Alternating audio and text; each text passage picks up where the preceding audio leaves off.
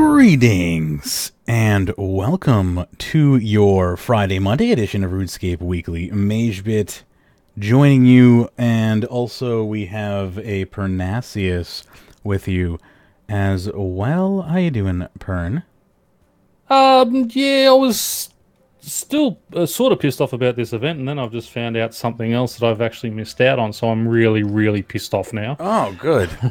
Yeah. What happened? Talk to me. Talk to me. Well, apparently, if you did the Lucian part of the end of it, that only went for 2 days, you got the Lucian spear override as well. Yeah, I was gonna mention that to you as well, but you got pretty sad, and I didn't. Yeah. So I am ultra pissed off. I'm going to vote this the worst event I have ever been involved in. The way they did it. 4 weeks of of some pretty artwork just standing there doing nothing. You go and do it every single day, and they end it with 2 days to like they all lasted a week. It was just before they did the game update. There was about half hour before a message come up about about a dark thing showing up down there, and I told Thieves, and he said, "Oh, you're going to go do it?" I said, "No, I'll wait till Mage gets on.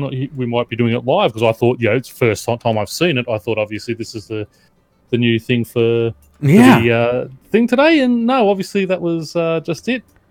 Yeah, and then bam, it's gone. And gone, yeah. So, F you very much, Jagex. You've just screwed up what was a pretty boring event overall anyway. And then the most exciting part about it, you put it in for 2 days and don't let anyone know anything about it. So, really well done. Really, really good work, Jagex. That's really spectacular stuff for your members. It ended up being mostly an XP grab for me. I grabbed like 4 million bonus XP, and that's what it ended up being for me, was just an XP grab. Like, I felt like it was supermarket sweep. Like, it was just like, go into the tomb and grab as much XP as you can before you were taken out of the tomb. That's just what it was for me.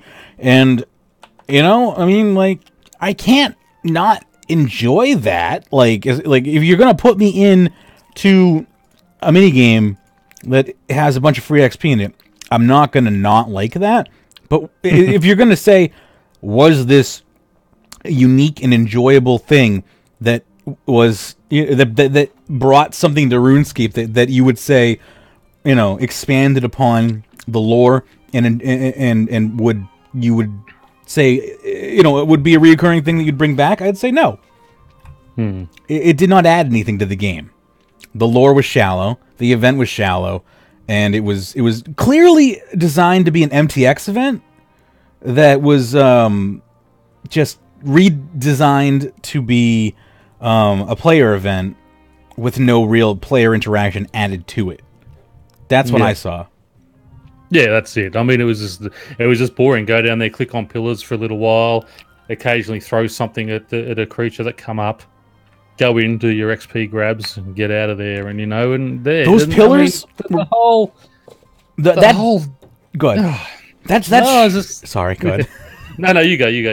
That shard and those pillars were very clearly designed with Treasure Hunter in mind. That's all I have to say. They wanted, like, originally those pillars, like they wanted charges to be on Treasure Hunter, and like you would be able to do your dailies. Like the amount of charges that like you'd be able to do on your daily, like, you get kicked off each day, like as normal. That would be the case, but you'd be able to overcharge like normal on Treasure Hunter, just like you'd used to be able to do in the past. That's how they wanted this event to run, I'm sure. But for sure, they had to retool it because the community doesn't want that shit anymore, and they just didn't design this event properly to run without my Treasure Hunter. Like they didn't have the time to properly make this event run properly without Treasure Hunter. It wasn't completely redesigned or balanced.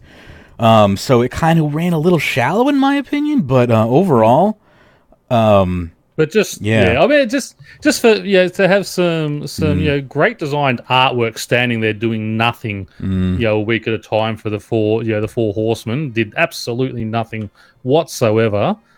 And then just you have your main fight at the end, and you do it in a weekend. Yeah. Without telling anyone, this is what we're going to be doing. Yeah. Anyway, It's just like, before we blow the entire show up, let's actually do the show, huh? Yeah. I will go ahead and segue us into the show. Hold on, let me pause our pre-show music here. And I will get into our real show music. Thank you for joining us, by the way, everyone. I appreciate it. I see we have a few audience members.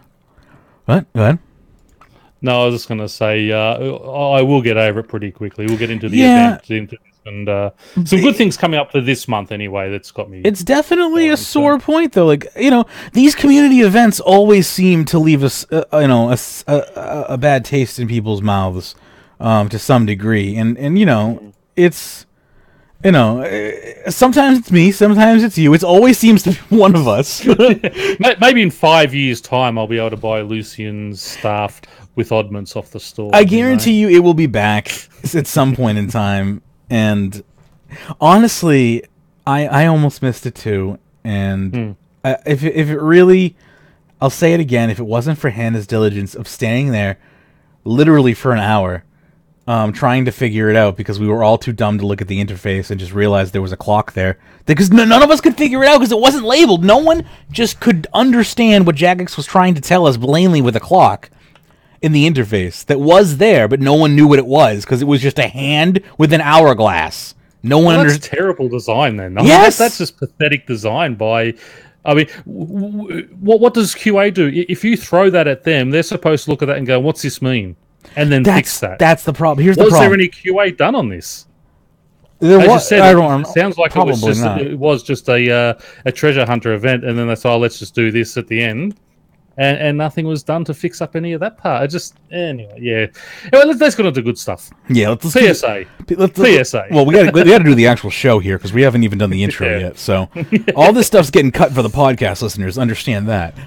Hey, BladeCom, I ended up finding out about because it took away my comp cape in the middle of something. Oh yeah. Oh, that's right. Yeah, killing Lucian and getting, because there was a music piece to fighting Lucian. You actually had to kill Lucian to get your comp cape back. That was so stupid. Oh, wow. That took away people's comp capes. I forgot about that. A Halloween event took away people's comp capes. That's just... that blows my mind. Yeah. I don't understand that at all. Okay, let's do this show. Hang on. In 3, 2, 1. Is that loud enough? Maybe I'm not loud enough. Hang on.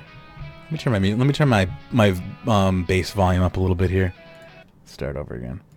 3, 2, 1.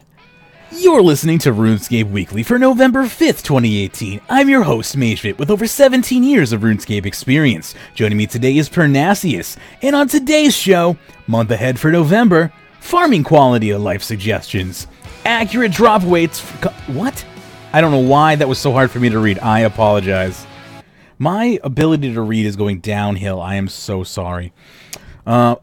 Accurate drop rates to come to the wiki with your help. I don't know why that was so hard for me to read. Also, my co-host is listed as PSH Achiever, is listed as PSA. That's weird. So I'm gonna fix that. But that also really threw me off. So Pyrnassius, let me fix that. And our PSAs are just put Pyrnassius the Salty. Pyrnassius the Salty, yeah. The Salty. I'm going to put that. I should put that title back on at the moment. And get rid of my Slayer Masters. Put the Salty. Yeah, there we go. The Salty. PSAs are the what is it? The achievement competition. The achievement competition, which we'll talk about in the intro. All right. Well, in the introduction, if I ever can do the introduction. All right. Take number 3. It's rare that we go on a take 3. I think. I haven't hit a take 3 since 16? Wow. It's been a while. 3, 2, 1. You're listening to RuneScape Weekly for November 5th, 2018. I'm your host, Magebit, with 17 years of RuneScape experience. Joining me today is Pyrnassius the Salty. And on today's show, month of head November, farming quality of life suggestions, accurate drop rates to come to the wiki with your help, I want to see the Gielinor, VMware SuperCharged RuneScape experience, mobile suggestion discussion, player-owned dungeon quality of life, don't click random Facebook links, and left-click bannable offense? Hint, it isn't. Thanks for tuning in, and enjoy the show. Welcome back for your Friday-Monday edition of Runescape Weekly. We missed the Friday show, so we're back on Monday. Thank you for joining us. I've got a Pyrnassius here. He's a little salty. But very salty. Just a little bit. We'll get into that on... I'll get in-depth with the RR man on it on Talking RuneScape. It'll be a good topic for us to go into there. Yeah. I'm sure you don't want to spoil all the show with your salt, but I appreciate you exactly. You taking the time to talk about it in the pre-show, which will be up at patreon.com/RuneScape for those who wanted to support the show. You can get the pre-show for only $1. It's available. It will be available up there shortly after I render it down into an audio file. But yeah, we've got a good show for you today. I also did like the I want to see the Gielinor. Yeah, thanks. I want to see the Gielinor. I'm having a hard time reading. Like we're going to do a take 4. No, I just didn't want to do a take 4. I'm like, I'm just going to keep going. No one's going to notice that. I messed up like a few times in that intro, and I kept going. Towards the end, I was like, left click bannable offense? Hint, it isn't. I'm like, just keep going. I'm Ron Burgundy. Like, I can't talk anymore. I'm not joking. I got a very loving a form of criticism the other day telling me to slow down in reading because, I'm getting tongue-tied. And it's true, I am. I'm talking too fast, and I am getting a little tongue-tied. But it's also the medications that I'm on that are making me see words like incorrectly, and they're literally making my tongue like my tongue is tying itself. But it's like, yeah, it's just hard for me to control my tongue, which sucks because like this is what I love to do, and yeah, it's really frustrating for me. But I'm gonna try to slow down. And if you see Pern, like, catch me if you see me going too fast and like tripping over my own words. Tell me to like slow down and chill out. I will tell you to slow down. Because I think that, yeah, sometimes I get ahead of myself and chilling out. And that was one of the complaints I had in my early video. You talk too fast, I can't understand your accent. Yeah, I think talking too fast is definitely contributing to me tripping over my own words. So yeah, I appreciate the feedback nonetheless, and I need to work with my newfound handicap, if you will. Anyway, PSA. We have an achievement competition. I can finally announce it now that the achievements are finally here. I didn't want to announce it to the general public until the achievements were actually in the game. Clan has had an early run on it for quite some... Well, basically, they had it since November 1st. But I'm announcing it to the general public, if you will. The general podcast public, I guess. We are running an achievement competition. Now, you have to be a guest in the clan chat at the very least to participate in this, so we can kind of communicate with you and whatnot. So just, hang out in the clan chat, and if you, for at least part of the month of November, while you're doing this. And basically, what we're doing is just gaining rune score. It's as simple as that. Whoever gains the most rune score throughout the month, you can win prizes. There's over 150 million gold in prizes. There's 10 different prizes going to 10 different individuals, scaled to 10 different positions. So if you're interested in winning any of those prizes, just join Kill, Skill, and Chill. Kill, Skill, the letter N, Chill. Just pop in there, say hello, say I want to enter the contest. You can talk to Killer Bunny, you can talk to me. Either one of us will log your information, and yeah, that's all. We just need your rune score information, and just hang out there. If you give it to Killer Bunny, he'll hang on to it and give it to me, basically. But that's all. And he doesn't really know that, but he'll do it. He's a good boy. Yeah, but KB is good. I'm sure Pern can do that as well, right? Pern, I can do that. You just hang on to the information and then pass it along to me. I've got the document. It's just a Google Doc. I can give you permission to it. I can send you a share doc. No, okay. He's like, I don't want that kind of. Exactly. Yeah. I'll just send it to you on Discord. That's fine. Okay. Cool. Yeah, just send me the info on Discord. That works perfectly well. So if anyone wants into the competition, number one spot's 100 million gold, and it goes down from there. It scales down from there. There's also... Yep. I'm on 183 points. I've only got 3 done so far, so just write that down for me. Keep this in mind. The lower you are, the lower your account is, the better the chance you actually have of winning. That's the cool thing about this. So... like, if your rune score is like 312, you actually have an amazing chance of hitting that 100 million gold. Because you have so many achievements, so many easy achievements to do. Like, you could, like, all the easy achievements you can do. Because that's the thing about rune score is, like, some of the hardest achievements are worth 10 rune score. And some of the easiest achievements are worth 10 rune score. Some of the easy ones are worth like 20 and 30 rune score. Yeah. Some of the really hard ones are like 5 points. It's like, it's like they just rolled a dice and whatever rolled up, you know. It's like they just didn't care. They just didn't care. Exactly. Yeah. So basically what I'm saying here is I want to see lower level players improve their accounts. So if you want to hit that 100 million gold prize, you're a low-level account, you're a new player, or you have an alt, or you're a returning player. Basically, if you have an alt, don't enter the competition, please. But if you're a returning player, or you're a new player to the game, I highly encourage you to improve your account and enter this competition. Again, if you're an alt, please don't enter your alt into the competition. Have some respect. This is mainly to help new players, further their adventures into RuneScape 3. But yeah, that's what this is about.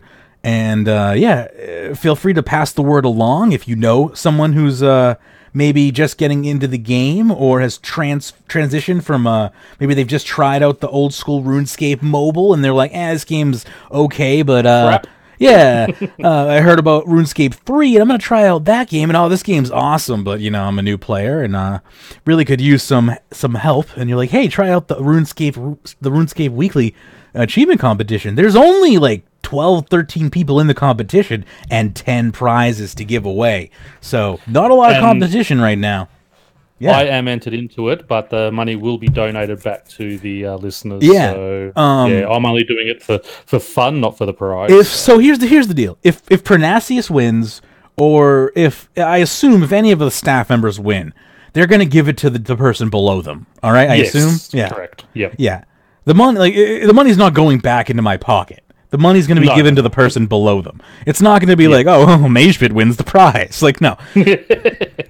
I'm not a greedy bastard. So you first, me second, Hannah third. So if any of the staff members who are in the competition, I highly recommend the staff members enter the competition, because if they win, they can give the prize to the member below them, to the whoever's below them. They're more than welcome, or they can give the prize to any person they want. Whatever, it's up to them. But they can do what they want with it. Give it to charity, whatever. They can sponsor a noob if they want. This is some sort of charity event. I don't care. But have fun with it. It's an achievement competition. It's running until the end of November. Have fun with it. I don't have any other PSAs at the moment. No, and the good thing about it is it's not one you can really buy. Yeah, that's what I love about. That's what I love about. What I love about the Rune Score. You can't buy Rune Score yet. So. That's great. Hopefully it will stay that way. I'm sure it will. Until on Treasure Hunter you get rune score boosters. Tick off the ones you don't like. And just yeah. You can enable the little check boxes finally. Tick. Oh yes. Anyway, I actually wanted to move. VMware approved. I wanted to move that post, I think, backwards a little bit, but I'm going to worry about that in a little bit. It's a really silly post, and I wanted to move it closer to the end, but we're going to worry about that in a little bit. I really wanted to move into the first poster, I think, unless you have anything you want to talk about. Nope, I am all good. Okay. Then we shall move into the month ahead for November.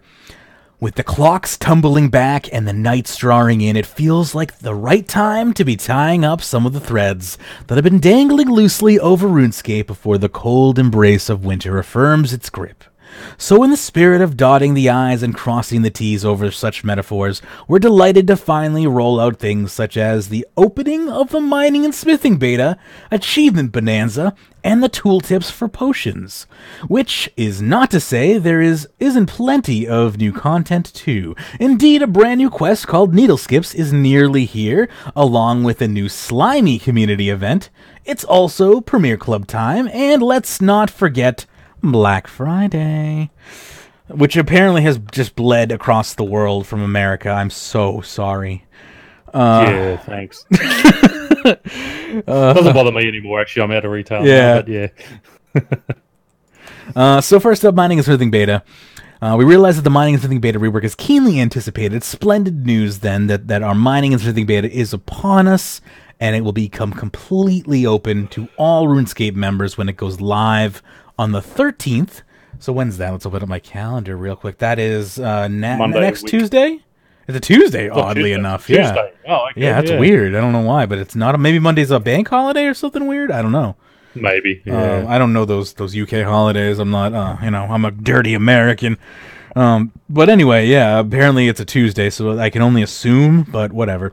It's a full beta 2 with access to all content and no area restrictions whatsoever, giving you an excellent opportunity to try out all new mechanics we've been working on.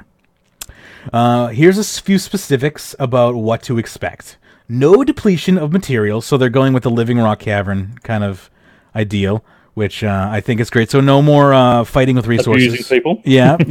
No more. Get off my world! There'll be no more memes of the. Well, I guess the Sarenstone meme might remain because I think Sarenstone's mechanics remain, but no more overworld rock depletion issues.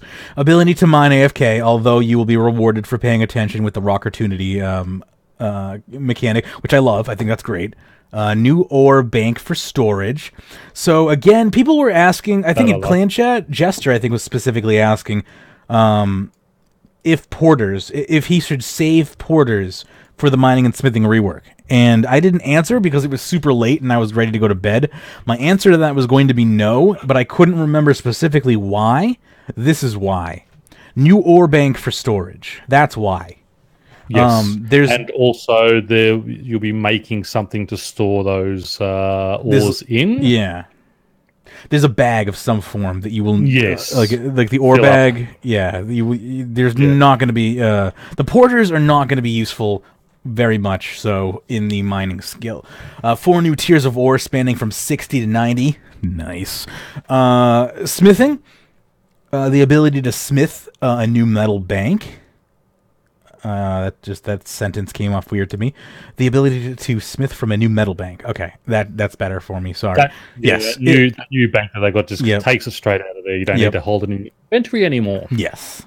So similar to mining, smithing has its own bank as well. Additional mechanics to reward those who pay attention as well. Like a heat mechanic, I think is what they were talking about. Yep. I'm going to knock a bunch of shit over so I can read chat. Kind of like the tackle box for fishing, but more accessible to get. Yes, I gotcha. Okay. Yeah, for mining. Gotcha. Better XP to make new upgrading armor and burial process. Gotcha. Smithing. Make masterwork and trimmed masterwork armor, which, if you're not aware, is the best melee in the armor in the game.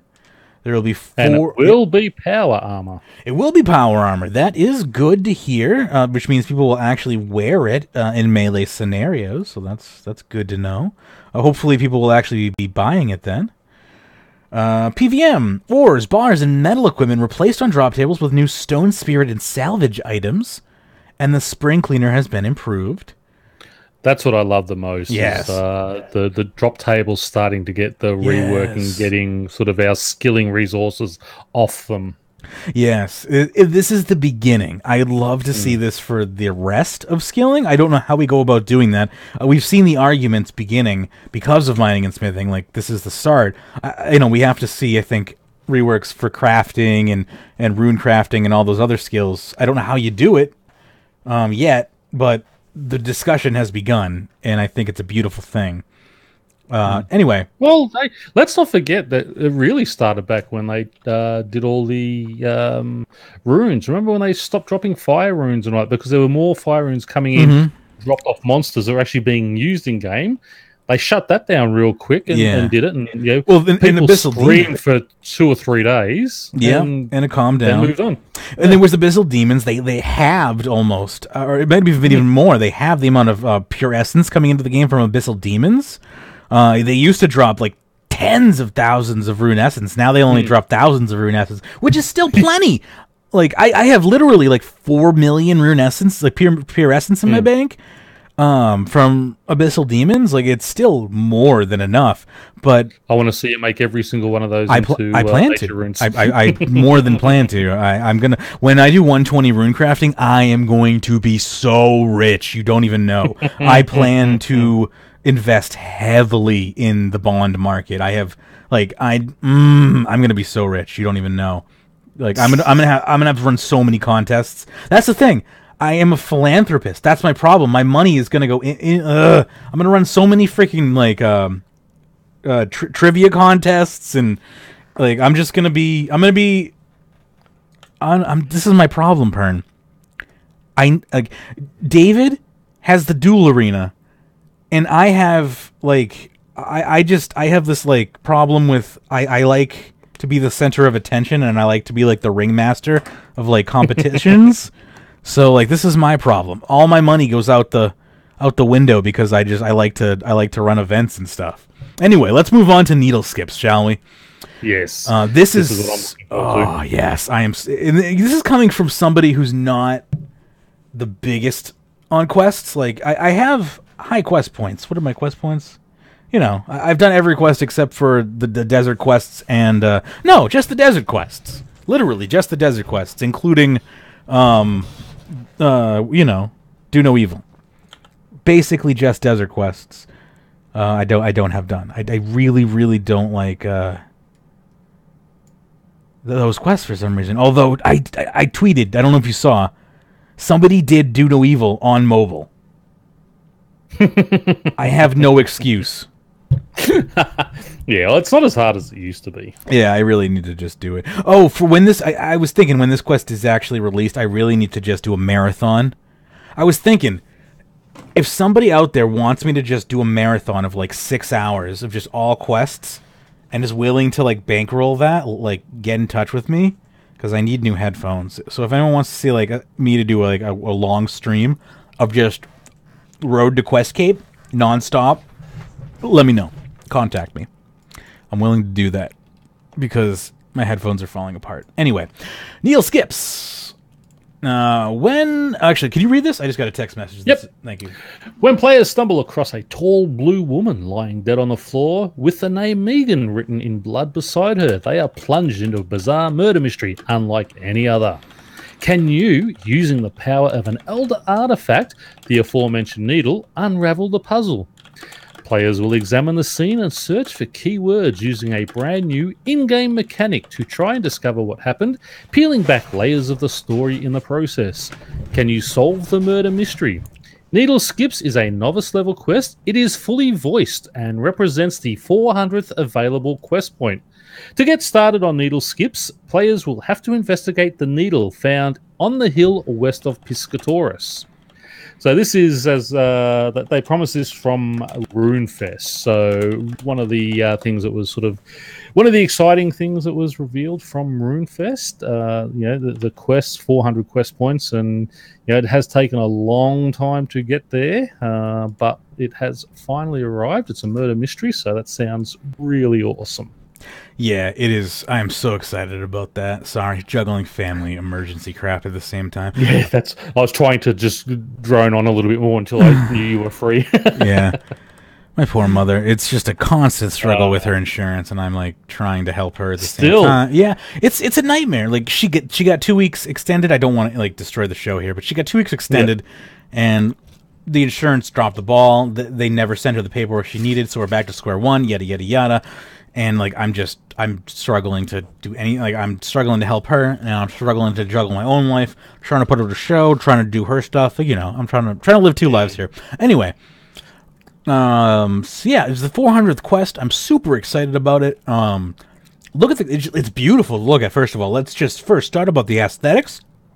Like, yeah, that artwork looks great. I love the Piscators area. Like, I'm so excited that they're adding on to the Piscators area because we never get to go there. And it's that quaint, quiet fishing village area. Like, I love that. I read a lot of Dune novels, and this is not going to apply to anybody but like maybe 1% of our audience. But in the Dune novels, the Harkonnen storyline, the origins of them, they start in like these like fishing villages, and it just reminds me of this. I don't know, for whatever reason, it just reminds me of like the Harkonnen origin story. It's weird, I know. I'm getting really off topic, but anyway. So I just cannot wait for this quest. It's going to be a murder mystery. I love a mystery. Like, mystery is one of my favorite genres. So I am just so pumped for the fact that this is a mystery style quest. The fact that this is a puzzles, Pern. And I'm excited about a puzzle. This is the only type of puzzle you will ever see me get excited about. I was going to say, different type of puzzle to what we normally see. Yes, I love mystery puzzles. I love a good mystery. I'm really excited about this one. I love a good mystery. I am so excited. When I was young, I read mystery books so much. I love mysteries. Danger.com, one of my favorite series as a kid. It was a nerdy mystery book series that I used to read as a kid. So many mystery book series as a kid. I was just It's probably bit old for you, but the old Encyclopedia Brown series. Oh yeah. I used to love. Yeah. I've heard of them, but yeah, a little old for me. But that's my but yes, I've heard of them, definitely. But I can respect them because I go through all generations of mystery. Like, I've even gone back and listened to all the classics and stuff. Just because I respect the genre highly. Anyway, moving on, because I like to derail things. You know that. Yep, something we're not excited about.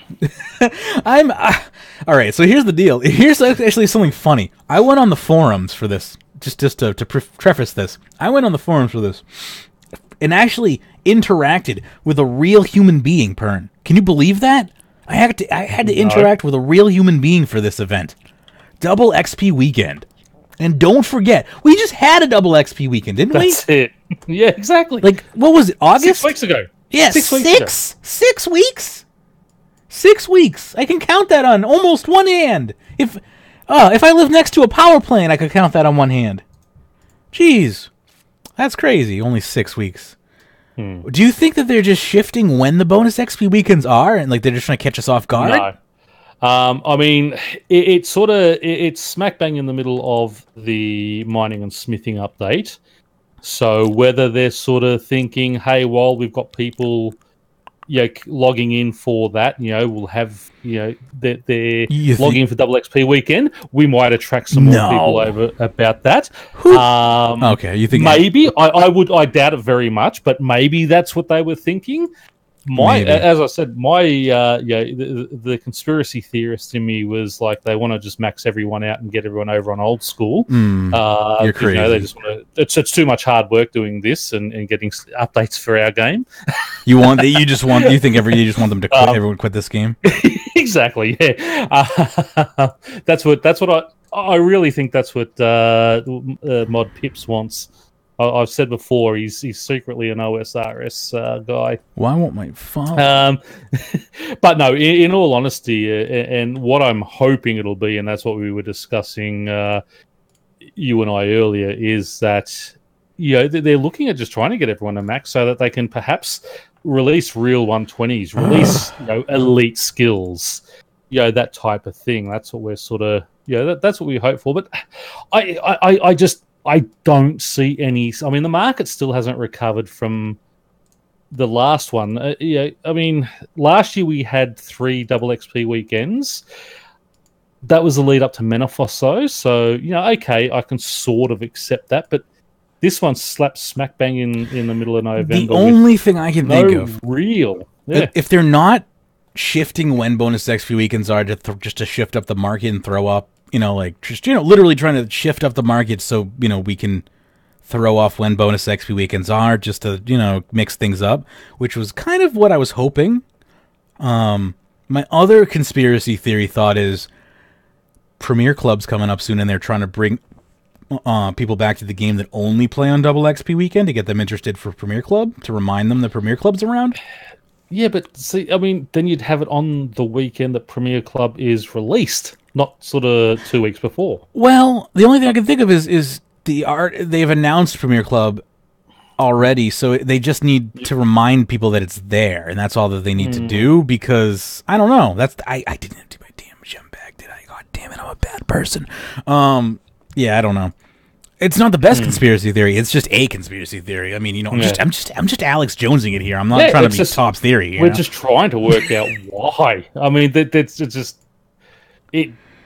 Why? Yeah, why? There's no reason for it. There's no. Yeah, it's just like I don't think we need one this soon. I can't. No. I don't know. The literally market hasn't recovered from the last time. No, I mean, I went on the forums and I was able to purchase. I went into the scaling forums and I bought mahogany planks. First of all, the mahogany planks on the GE were $9.89, right? They started at $9.89. They jumped from $9.89 to $1,500 because of that. I went on the forums and I talked to a guy who was selling them for $1,500. I got him to go down to $1,450. Then they jumped from $1,500 to $2,000. I gained 150 million gold that day. They shot up in value. My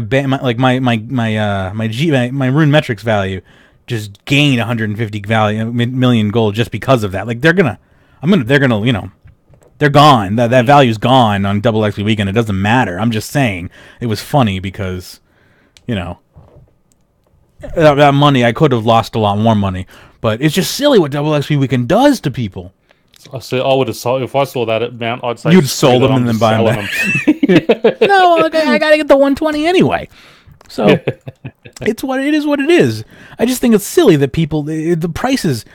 Like what I'm gonna do is, whatever's left. If I don't use them all, I'm just gonna hang on to them, and next double XP weekend I'm gonna sell them to some idiot like me, some idiot like me, who paid $1,500 for them. Anyway, talking about double XP weekend.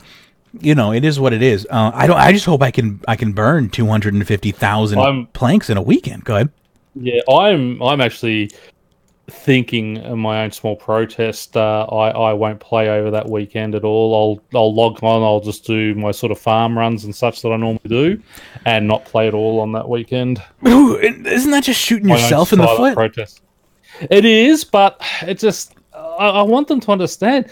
It's not all this free XP that we want. We want good gameplay. Yeah, I understand where you're coming from. Yeah. It's just frustrating that 6 weeks after the last one, another one, and we'll probably still get the one in February. You know what? That's interesting. If we still get the one in February, I might protest the one in February. Because that's a little sickening. Yeah, that's too much. If they start doing if they start, it's February and September, or February. If they start doing one on a 3-month cycle, actually, yeah, that would, I don't know, that might be too much. Remember, because it's always February and September that we normally have it, and last one was early. It was in August, so they brought it back a month. So obviously they've had this planned because. Well, obviously they plan everything. Yeah. Yeah. No, but I mean, they've obviously had this plan. It seems like they have some sort of roadmap or something.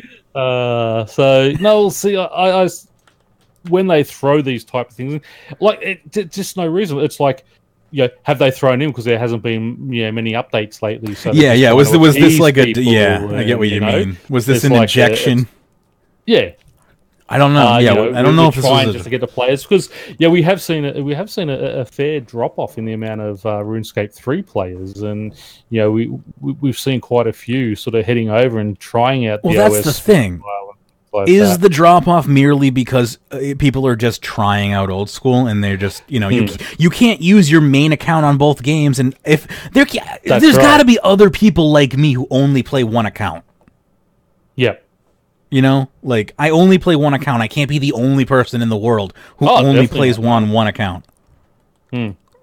So, like, there's got to be somewhat of a population out there who are saying, okay, well, I'm going to only spend my time playing old school RuneScape for a little while because they're on mobile now, and I only play mobile. Like, maybe there's got to be a portion of the player base out there right now who are saying, I'm going to spend my time right now because it's more convenient for me.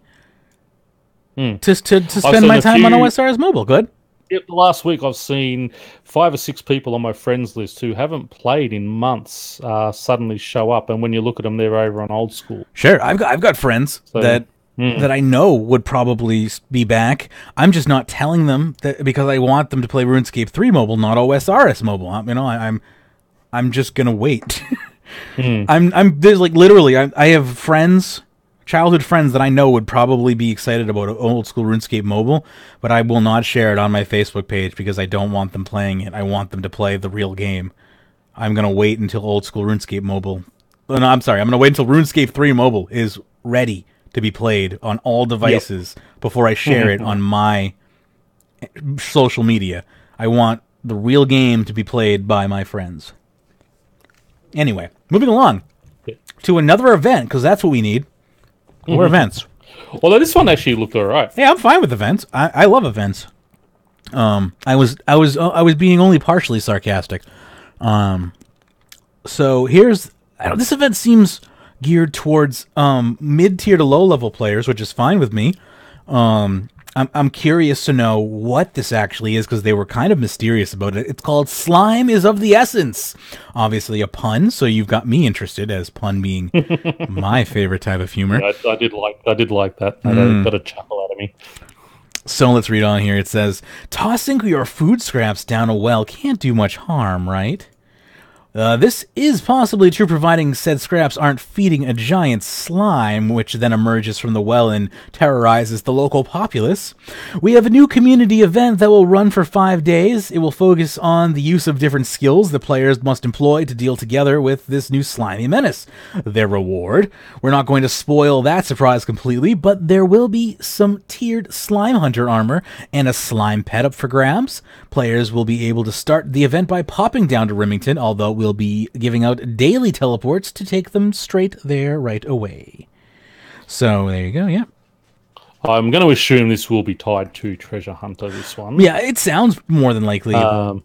Yeah, but still, it runs for 5 days. The actual concept art on the armor looks quite good. I don't mind that armor. Yeah. And hey, there's a pet up for grabs. I always love pets. So... Same.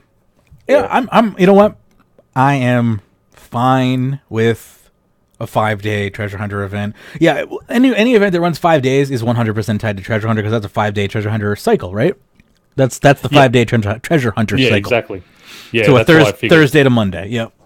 Yep. That's why I figured it would be a Treasure Hunter one when you saw 5 days. You got it. Which is that's fine. Provides a set of. Some people were saying finally a set of medieval looking armor. People have been wanting a set of medieval-looking armor. People have been sick of the fantasy armor that they've been getting lately.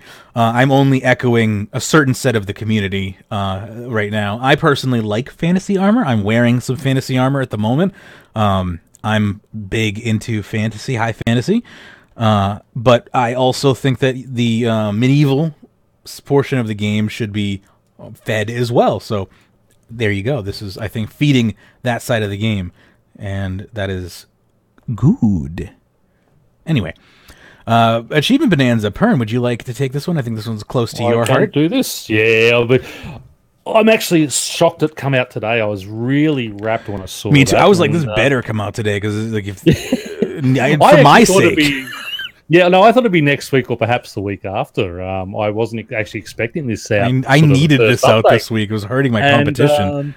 The achievement bonanza is 130 plus. Now, obviously, because it did come in today, we won't go into it too much because this technically was Friday's show where we were just going to do the introduction of it, and we'll talk about it a lot on Friday's show. This is just the month ahead. Maybe one or two more people, but really excited about it and what's happening. Anyway, I'll just read what it says. Things are about to heat up on the RuneScore high score tables with the impending arrival of Achievements Bonanza. A while back, we asked you for your ideas for achievements you'd like to see in-game. We were hoping to put together 100 or so, but we've actually ended up with over 130 spread across a wide assortment of skills. Well over half of these are based off your suggestions, so thanks ever so much to everyone who helped deluge us with so many wonderful ideas. The new achievements will be visible from the achievement tab. So, again, really, really excited about this. And there's ones for every skill as well. Agility has 5 in there. There's only one for cooking. Construction have 2, crafting have 1. Dungeoneering has 11. Farming actually has 30, which was quite good, and nice. They've got that picture up there of that. So, get in there, and great. Obviously, ties in with Magebit's competition there. And as we said before, 150 million of gold up for grabs. First prize of 100 million. So, sign up, jump in a kill, skill, and chill. Get in there and type out your rune score. Just quick chat your rune score there, and KB, myself, will. Mage will get that down and get you straight into that competition, and let's have a lot of fun. And that's what I love about achievements. I've done all the achievement diaries. I love achievement and just doing those type of things. They're not. I mean, they're worth points. They don't really do much for you, but they're just fun things. When you're bored, don't know what to do, open up your achievements. I'll go and do that type of thing, and it just gives you sort of a little guide when you just don't feel like that general grinding of skilling and such. You just want something a little bit different. They're brilliant for that. Yeah, they are. And on to the next one, which is one for you again. Indeed. More XP. Well, this one's not really XP. Well, I mean, you have to grind XP to get them, but the prizes. So this one is geared towards my impulsive nature, but this one drives me to do what I do best, and that is play RuneScape. This is Parcels from the Hedge. Members may remember Posty Pete from earlier in the year. He's hard to miss, unless your local Posty is a skull wearing a cap and carrying a satchel in their mouth. Pete's back this month to host another round of Parcels from the Hedge, although this time free parcels contain even better rewards. They stack too, as well as daily parcels. Players can claim more from skilling and keep their eye out for occasional special package containing specific guaranteed loot. So the Parcels from the Hedge event has, it's one of my more enjoyed events here, because it's a passive event. It's kind of like a currency event. You passively get these little parcels in your inventory. They improved on it from last year because they stack this time. Yes. Yeah, that's right. Last year they didn't stack. That was like when you were fighting, it's killing you. And not only that, the fan mail comes inside the packages, so they're 2 for 1. You don't get them separately. You're not constantly bombarded by fan mail. So it's overall just a better system.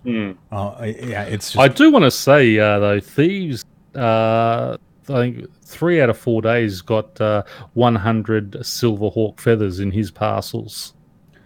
Wow, that's impressive. That would be medium parcels to get silverhawk feathers from. You can't get those from smalls. Yeah, I'm not sure, but 3 out of 4 days got 100 silverhawk feathers. Nice. What? He's getting some good RNG then. Yeah. So I've been testing out divination. I've been managing to get about 100 parcels a day, roughly, which equals about 200 stamps. I'm playing roughly. Oh God, how can I even tell how often I'm playing? I'm getting up from sleep at like 7:30 in the morning, and I'm playing I'm playing too long. That's it's hard to tell. I'm probably playing about 15 hours a day right now. So too long. I'm in marathon mode right now. I'm in like I'm playing Olympic style at the moment in October, November. It's winter style. I'm playing dangerously at the moment. So, to get 200 stamps a day, you probably have to basically play the game unhealthily. Hey, it's Death Star. What you doing, buddy? How you doing? Welcome to the chat. But that being said, the event is well balanced for normal play. You will be able to open, I would say, a large parcel every couple of days or so. If you're playing the game like 2 hours a day, let's say, right? That's the average play time, I think. Is that right, Pern? Is that fair to say? So if you're playing 2 hours a day, you're probably going to open one large parcel about once a week, just from playing the game. Passively through stamps, I would say, and that's pretty fair for like the average player, I would say. Yep. One a week's fair. If you're playing harder than that, you might open more than that. But if you're playing like me and Killer Bunny, you're probably gonna open like maybe one a day, one every other day. It's November, my B-Day month, Mage. You're not a time traveler. I'm not a time traveler. Yeah, it's not October anymore. I know. I was just thinking about it's hard for me to get into the November. I'm already ahead of No Shave November. I got them beat by a mile. I can't even enter into any competitions. Anyway, so I'm a big fan of parcels from the hedge. You are correct. Another thing I'm a big fan of is Premier Club. Want to hear about the details about what exactly you're going to get as part of Premier Club this year? Well, expect some news shortly. Yeah, you're not going to get any details on that.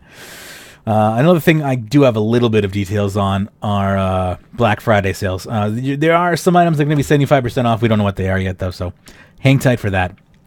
Probably around Black Friday, which is in a couple of weeks.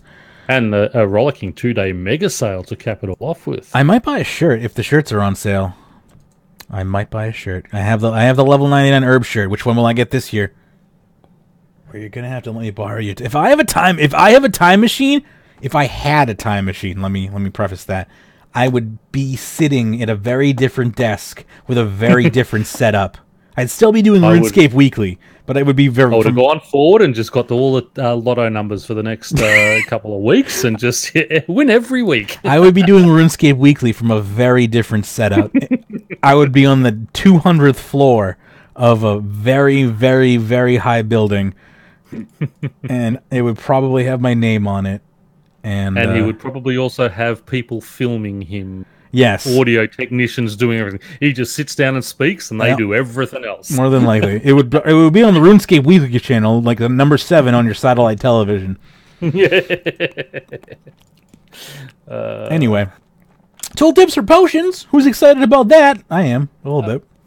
Oh, yeah? No, not really. Just takes up more of my screen again. I know. It can help me a little bit if I don't know. You know what it will help me with is in those videos when they're like, put these potions in your inventory. No, it won't because they never mouse over them. Anyway, tooltips for potions. Rounding off the month is tooltips for potions, as the name suggests. This is a compromise. This comprises icon words. I'm sorry. I am so sorry. This comprises a significant update to the month to amount of information you can see when rolling your cursor over a potion.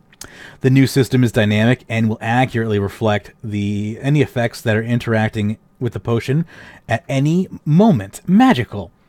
That's it for November. We'll see you again in December when the name dropping of a certain festive event will not only be permitted, but also actively encouraged. And that is your month ahead. And then Blackwing goes ahead and just gives all his comments about everything, but we're not going to read those. Oh, does he again? Buy me the other shirt is my trimmed comp shirt. Maybe. Shipping is a bitch how on those items. How does this guy get number 1 every time? Because he just sits on the forums, like me. I just sit on Reddit. Yeah, but I mean, every single time he is the number 1. There's only 6 people on the forums. Okay. I sort of forget about that sometimes. He just shits me. Yeah. He just wins. I mean, don't play the game, mate. I know. Well, he's not. He doesn't. He just sits on the forums. He doesn't play the game. Obviously, yeah. Obviously, just piss off. Don't sit there and whinge. And if you're not going to enjoy it, don't play it. Simple. We have a very drawn, a very well detailed and well composed post here by BladeCom that we're going to go into. You're gonna help me read this here, Pern. It is broken up into multiple parts here. We're gonna trade off at the bold parts here. Okay. Cool. I will start off with the opening and then the first bold, and then we'll trade off. Okay. Yep. And I will not get killed by elite abyssal demons. That is also my goal here. Okay, here we go here.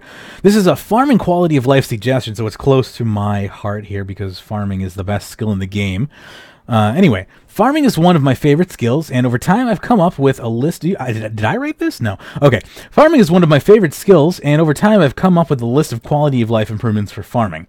Some of them are small changes, and some of them are larger, and some of them are just point issues. Are just point of issues I have with pieces of content. I have tried to organize them as best as I can and make it easy to follow, but if something isn't comprehensive, please let me know. Leprechaun quality of life. Manor farm leprechauns like to hang out near the compost bin. This should be moved between the herb flower patch. And then there's an image. That one I agree with. Yep. Then there's an image to depict where the move should be placed. And yeah, that would be a better move. Closer to where you kind of spawn in with the... and not only that, where you sort of... I mean, most people do herb runs as you get higher. Yeah, and he's better off standing next to the herbs. Than that's what I'm saying. Is like where you kind of come in with the. I was trying to think of the cape, but it's moved because of the master farmer thingy now. Yeah. Yes. Tooltips are wonderful. Less need to wiki things to figure out what they do exactly. Excuse me. Yanil Leprechaun is statically placed near the wall under the tree. Should be moved near the road for easy access. Yes. That leprechaun is in a horrible place. That's the grapevine leprechaun. When you're doing grapevine runs, that one's never actually bothered me. That one, but yep, that grapevine runs are annoying, but I do a lot of grapevine runs. Obviously, let's see here. Jungle and creeping plants in the herblore habitat near the leprechaun should be removed. It is easy to accidentally use an item on them instead of the leprechaun, as shown here. Use tainted shard on jungle plant. I have never done herblore habitat, so I can't put any feedback in there. But looking at that, I can see how that could happen. I've actually never had that problem, but yeah, I do a lot of herblore habitat. But yeah, I need to get into herblore habitat for obvious reasons. I gotta open my Twitch crate here. Hang on. Bloop. I got a small cash bag. Let's see here. The elf tool leprechauns need to be more distinct. Just having a farming tool isn't enough. I agree. Yes.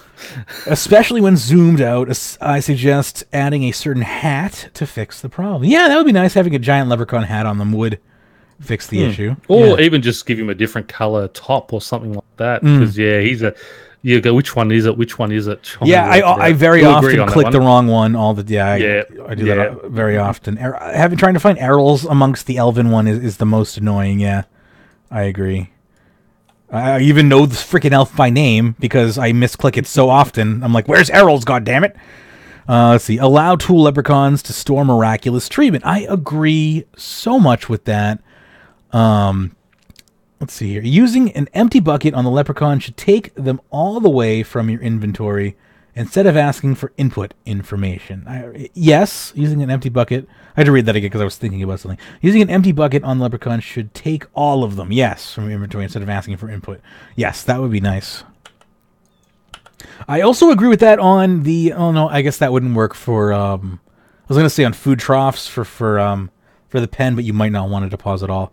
I guess deposit all. I mean, you do them in 60 lots of 60. Well, you can anyway, if you use on the pen, 60 isn't an option. It gives you how many do you want to put in instead of 60. Oh, okay. But I just click on the food pens and just keep going. If you use the food on the pen, you can do all of them at once by entering the number you want. But I would like it to just put them all in. But I understand why it doesn't in case you don't want to put them all in. But I would like it to say, like, do you want to say use all or type in or use X? So I'd like another. I'd like a second dialogue option.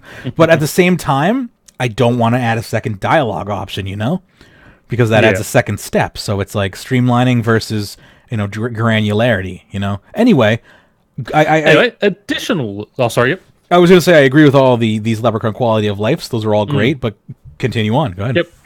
Additional leprechauns. Add one to the East Vine herb patch. It takes about 45 seconds to get to from the Herblore habitat teleport and requires 8 clicks to navigate to. If your inventory becomes full while harvesting, you're forced to either drop your produce or teleport back to Herblore habitat, go over the first obstacle, use the tool leprechaun there, make your way back, wasting time on your Juju farming potion. So it's not only the longest herb to reach out of the 9 patches, it's also missing a leprechaun. Thank you very much for the sub, Elma Vixen. I really appreciate that. Go ahead. And add one to the beehives near the manor farm that can note honey. Honey isn't stackable, so we're currently forced to run back and forth between bank checks and our hives while harvesting. Didn't they mention, though, that they were going to be making honey stackable soon? I thought... Yes, I believe that will be done with Game Jam in January. Yeah. Yeah, so they are actually going to be stackable, so we don't really need to worry about that one too much. Yeah. Hopefully. I mean, hopefully. Game Jam is shaky at best. But that East Vine patch... I never the East Vine patch because it's pain in the ass to get to. But, I mean, if you're worried about that, just take a porter with you when you do that one. And just chuck the porter on it, it'll do it. Sucks having to bring that stuff with you, though, It's like you have your you have your setup, and it's like you want to just have your setup, Yeah. Thank you, Death Star. Farming outfit and changes. The modified farmer's hat perk saves a seed while sowing needs to have a clearer message like the scroll of life. Unsure if it's a bug, but only one seed is saved for plots that require multiple seeds, like grapevines and snapegrass, where scroll of life saves all of them. That's interesting. I did not know that, and that to me sounds like either an oversight or a bug. Yeah, it should save all of them. The modified farmer's hat perk to the teleport to the Mauritania allotment patch is limited to 3 times per day. This is an unnecessary limitation, and it should be switched to unlimited. Go ahead.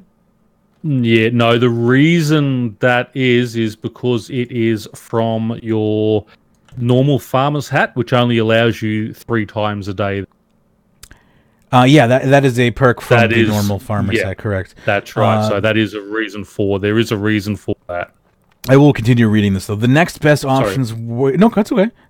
You were just citing the reason. The next best options we have are the Fairy Ring and the Active File. Both are about 25 seconds just to the next... to the best herb patch.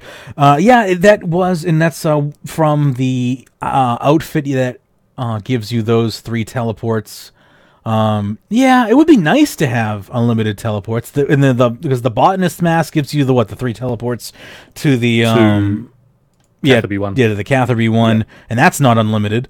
So I don't see a reason why the Mauritania one should be unlimited. Yeah, no, I agree to having the limits there, just to I mean, quality of life. It'd be great to have unlimited, but I do agree. Oh, yeah, maybe if you've got the modified one, you can up it to 5, perhaps. But I don't like an unlimited thing there, and this is, I mean, I love off those skilling. I love farming, and honestly, we saw the with the Master Farmer's outfit, and we saw the the wrench? Not the why did I say wrench? Because I looked at the holy wrench in my inventory. That's why. We saw the stupid thing. I'm gonna look at it. It's not in my inventory right now because I'm not in a farming run. It's in my mind. The quiver. Thank you. I'm quivering. Yep. Yeah. So the quiver has teleports to the mushrooms. Thank you, Magebit. Mushrooms. The mushroom patch, right? Yeah. 5 teleports. So the Master Farmer outfit, why can't it have 5 teleports? It's a master outfit. Why can't the upgrade from so the original has 3 teleports, right? Why can't the upgrade have 5 teleports? 5, yeah. Yeah, 5 I would go with. I would also like to add on that if you have the quiver that it accesses those automatically to the farming. That's also not a bad idea. It goes right on the patch. Also, right when you say right, it goes right to the mushroom patch. Mushroom patch, yeah. We have to also take into consideration that there is a limit to the amount of right-click options that they can have on a. I don't know how many. But I think they said 10 once before. There's a fair amount of options already on the. I don't know how many there are. If someone wants to right-click the farmer hat and tell me, see if there is quite a lot. See if they can add another one on there, because that's not a bad idea. Seeing if they can combine another one in there. But I think having 5 options for the modified Master's farmer hat, or is that I don't even know what I'm saying anymore. Let me just continue on. My brain is starting to hurt. Inconsistency issue with the Hunter Elite outfit acting as a Hunter Catalyst fragment if owned. However, the Master Farmer and Infinity Ethereal outfit don't share this functionality with the fragment counterparts if owned. Not a big issue overall, but worth pointing out. I actually don't. I want more information. Go ahead. You don't really need the Farmer and the Ethereal ones. You don't need your hands free to carry all those anyway. So 8 options at most is Bladecom, not including examine and cancel. 8, is it? Not including examine and cancel. So 10 including examine and cancel, but 8 not including. So you were basically right, but technically wrong. Yeah. Let's see here. So can I get technical information, Bladecom, on the inconsistency for the or Pern? Can someone clarify that? I'm a little. Basically, I didn't actually realize that the Hunter Elite outfit acted as the Hunter's Catalyst fragment. I didn't either. But basically, I mean, because if you're holding the, I'm always holding the Catalyst fragment anyway. Yeah, that's right. But when you're doing hunting, you have the other. But it's only a one-handed weapon anyway, so yes, and the fragments in the offhand. So yes, yeah, I mean, yeah, that's it. I mean, I don't even see why the Hunter Elite outfit needs it personally, because there's nothing two-handed that you need to worry about that anyway. But does the Master Farmer outfit? Does the Catalyst fragment have an effect on the Hunter outfit or on the Farmer outfit that I'm not aware of? Resets. Common use. Just pops that extra little thing up. Just the XP bubble, right? Yeah. Oh yeah, okay. That's fine. I love that. I love that little bubble. Yep. Didn't know that. I didn't know that the outfit acted as that little bubble. Gotcha. In Hunter, yeah. That's interesting. So there you go. That's interesting. Today I learned. This is why I love RuneScape, because 17 freaking years, 16,000 hours plus. I learn something new every day. Go ahead, Pern. Take the next one. Live bugs. Long-standing graphic glitch with my arm. Whenever he harvests his herb patch has no texture. Yeah, that is true. I've seen that one. The Master Farmer's outfit perk to clean herbs while harvesting provides no Herblore XP for Herblore Habitat Vine herbs when it does for normal herbs. I did not know that. I just assumed it always did. So that's interesting to know. And the Master Farming Outfit Tooltip lists herbs to be auto-watered, even though herb patches cannot be watered. Let's see. Hop's Suggestions allow the use of any plank when making grapevines for additional construction XP. That's a nice idea. If you really just love money. Tooltip Leprechauns wouldn't need to store different types of planks. Yeah, they store planks. They do store planks. Question: do they store unlimited, or is it 255? Because I think they upped the limit on them recently. And if they did up the limit on them recently, I want to start storing planks there, because I've been wasting my inventory space with planks. Oh, I did not know they stored planks. They do, yeah. And I think they recently. Is it 255? It's 255, and that makes me not want to use them, because I'd run out. I feel like. How many? You're using 15 to run anyway. Yeah, like I'd be refilling them like 20 if you do the Entrana, but no one does the Entrana. No one does the Entrana. I'd be refilling them like every week. I don't know. I mean, every week's not bad, but I don't know. Maybe I might consider using the Leprechaun. 255 is a painfully low integer limit, but whatever. Anyway, continuing on here, Entrana's patch that nobody uses is a pain to use during the farming run, and is either skipped or gone to last when used, and because you can bank most of your items and dismiss your familiar. I don't know how to salvage it without moving it elsewhere or having the quest unlocked that removes Entrana's restrictions. I think after you finish the Entrana quest, or maybe there should be another Entrana quest, like a Grandmaster. Oh, I am dying because prayer is off. Yeah. There should be another Grandmaster Entrana quest. Maybe not Grandmaster, because I'm just being silly. But, there There should be another Entrana quest that allows you to, bring, at the very least, farming items, farming supplies to Entrana to do, to do your business. Other suggestions, Pern? You actually forgot one there. Allow scroll efficiency to work. I'm so sorry. Frames. Yeah. Allow scroll efficiency to work. Yes, of course. That makes sense because it's a construction item. Yep. Other suggestions. Add a shortcut to the Trollheim herb patch using a climbable wall shortcut. Oh my god, I was just thinking about that the other day. Literally, as I was walking up to go into the tunnel, I was like, there should be a shortcut. Because you can see the herb patch now there, thanks to NXT and the draw distance, I realized. Yeah. I was like, there should be a shortcut. And apparently, Osiris has this as a Framinic hard task set reward. Oh, so no, really? Would be useful for those who don't have access to the spell from Livid Farm. Now, this one is near and dear to my heart because I've been asking for this for 3 years. Lunar Spellbook Teleport Tablets would be useful for Trollheim, Catherby, Ardoin, and Falador in terms of farm runs.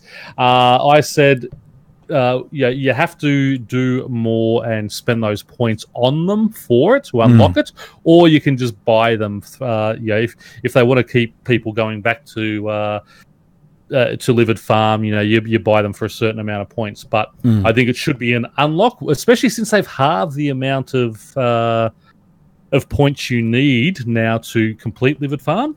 Have as an option. You can keep going, and then you can unlock these as you go through to be able to, to have the knowledge to make them. I would love that one. That would be a much better system. That would be actually useful. That's it, and it makes Livid Farm worthwhile doing again because hey, I can unlock all of these. Yeah. And finally, let Borrowed Power cast the Rapid Growth. This Lunar Spellbook is basically designed for farming, and it's inconvenient to make a second round on things like herbs or to split up certain runs to take advantage of this ancient spell. I love it. I don't know what Borrowed Power is. Borrowed. Well, you can click on the link there, and we can quickly load that up. And Borrowed Power is a spell that requires level 99 magic and Livid Farm. And with this spell, you have the ability to cast one spell. It just it allows you to cast a spell from another spellbook, basically. Okay. Anyway, Patch Bomb rant. Get ready for this. Patch bombs are an interesting and fun item, but they aren't worth spending points on. It's from Cabbage Face Punch Bonanza, for those who aren't aware of. I love patch bombs, but you can't get them because Face Punch Bonanza, it's not worth doing. It's soluble now. Yeah, but it's not worth doing 4 patch bombs. I spent all mine on VIP tickets. Yeah. And again, it's not worth doing for patch bombs. A full game of Cabbage Face Punch Bonanza together is about 15 minutes, and on average, with daily bonus, is about 300 points for a full game. Enough of these for patch bombs. Enough for 10 patch bombs. I do all 9 herbs for my herb runs. It takes for about 5 or 6 minutes normally using only 9 patch bombs. I did my normal herb run in 9 minutes, so I actually lost about 10 minutes doing this. Now I could have spent the same amount of time on about 10 Slayer VIP tickets. So my question becomes, how can you say they have the same value? Honestly, I think they should have 10% of their current value.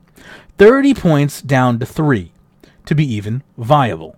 Going by that earlier metric, 10 patch bombs in 10 minutes saves me around 18 minutes of my time later on.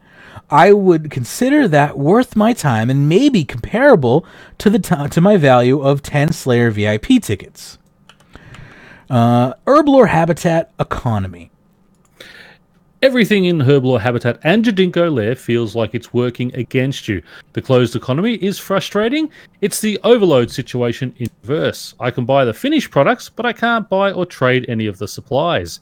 It should be an open economy where we can trade seeds, herbs, and vines. Here is a general list of problems with the set of areas.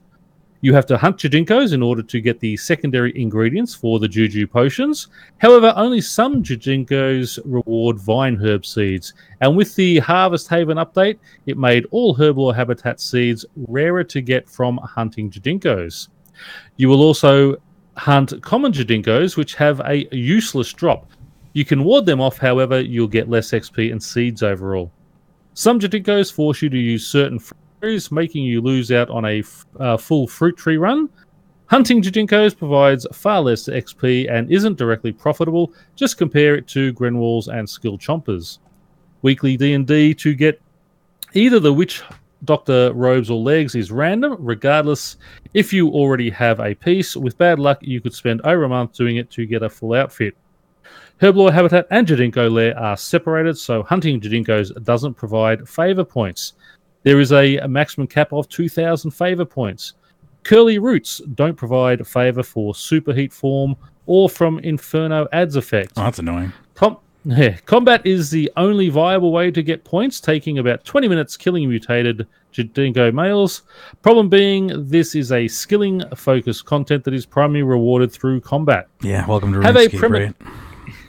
Sorry, I keep interjecting. No, but it is all that is the problem with RuneScape. Yeah, have to prematurely set up Herblore Habitat to certain Jadinkos before collecting from the offering zone, includes using a Juju Hunter Potion and warding off common Jadinkos on the surface. Offering Stone will also give Juju teleporting bags as a way to lower the amount of Herblore Habitat seeds you can gain, just to pad out content. Making it an open economy would alleviate the issues above without providing direct fixes. Other larger suggestions would be making Jadinkos a small farm animal, similar to Chinchompers, so that we can slowly get seeds and vines over time, with Papa Mumbo being the buyer. So, just to go over a couple of those. Yes. No, you go. Where he said hunting Jinkos provides far less XP, when it was first released, they were the best XP in game. So yeah, if you did the Draconic Jinkos, they were the best XP in game for hunting. So yeah, power creep, as we say, keeps going on. There are better ways now. The useless drops on the common ones, I sort of agree. I sort of never really thought it was an issue going down for the favour points down in the Jadinko Lair, but sort of he does point out this is a skilling area, and the best way to get your seeds again is through combat, and that shouldn't be the way. So that always was a problem for me. Yeah, I do agree that they do need to do something about that. I don't know that. How can we change that? Like, I would love to see the Jadinko layer become a hunter activity. As much as I detest hunter in its current form, I would love to see Jadinko's the Jadinko layer more of a hunter D&D or activity rather than a slaying one. Yeah, rather than it's got the baby ones. Maybe make the baby ones a hunter one, and keep the guards and the males as slayer. It's fine that they're Slayer creatures. They can be Slayer creatures. Yeah. But to make them trappable. But the fact that there's farming and hunter in there, they need to be properly, attributed to that activity as well. The other thing I didn't realize was the weekly. Go ahead. The weekly D&D at the time, the weekly D&D to get the robes and legs from the Witch Doctor was random. I didn't realize that because I got sort of the I didn't know that either. The legs and the legs one after the other. So that was no issue for me, but there was someone in one of the Friends chats that I go to sometimes. He had 13 tops while he was chasing the legs.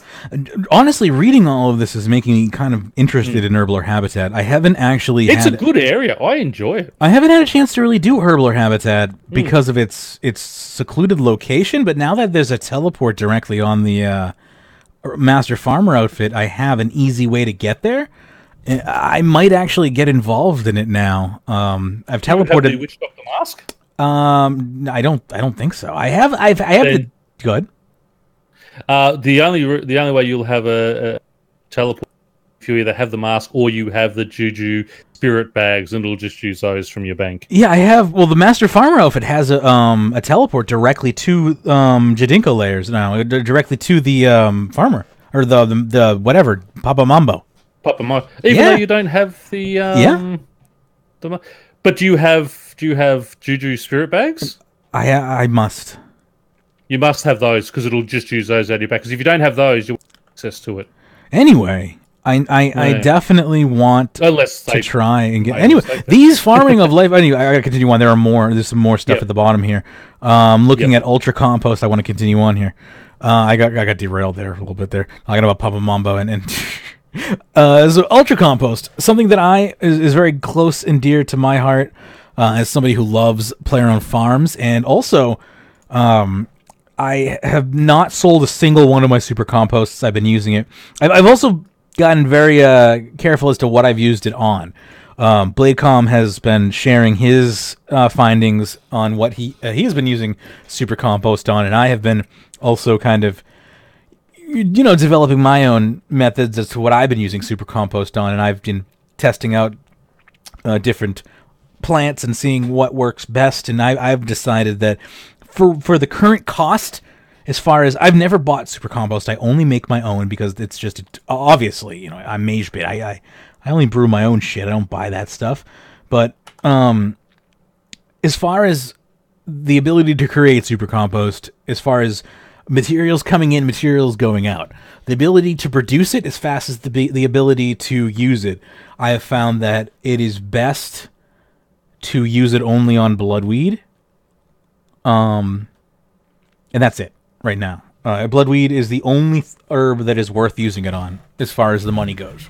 Nothing else is as valuable as bloodweed that will produce results like bloodweed that could produce anything anywhere near the value. It just doesn't matter. Nothing is as valuable that could die or produce an herb. It just doesn't matter. Nothing matters.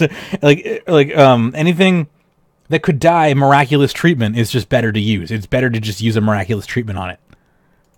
Miraculous treatment makes sense in every scenario, in my opinion, instead of Ultra Compost, except for bloodweed, because bloodweed can't die in the wilderness.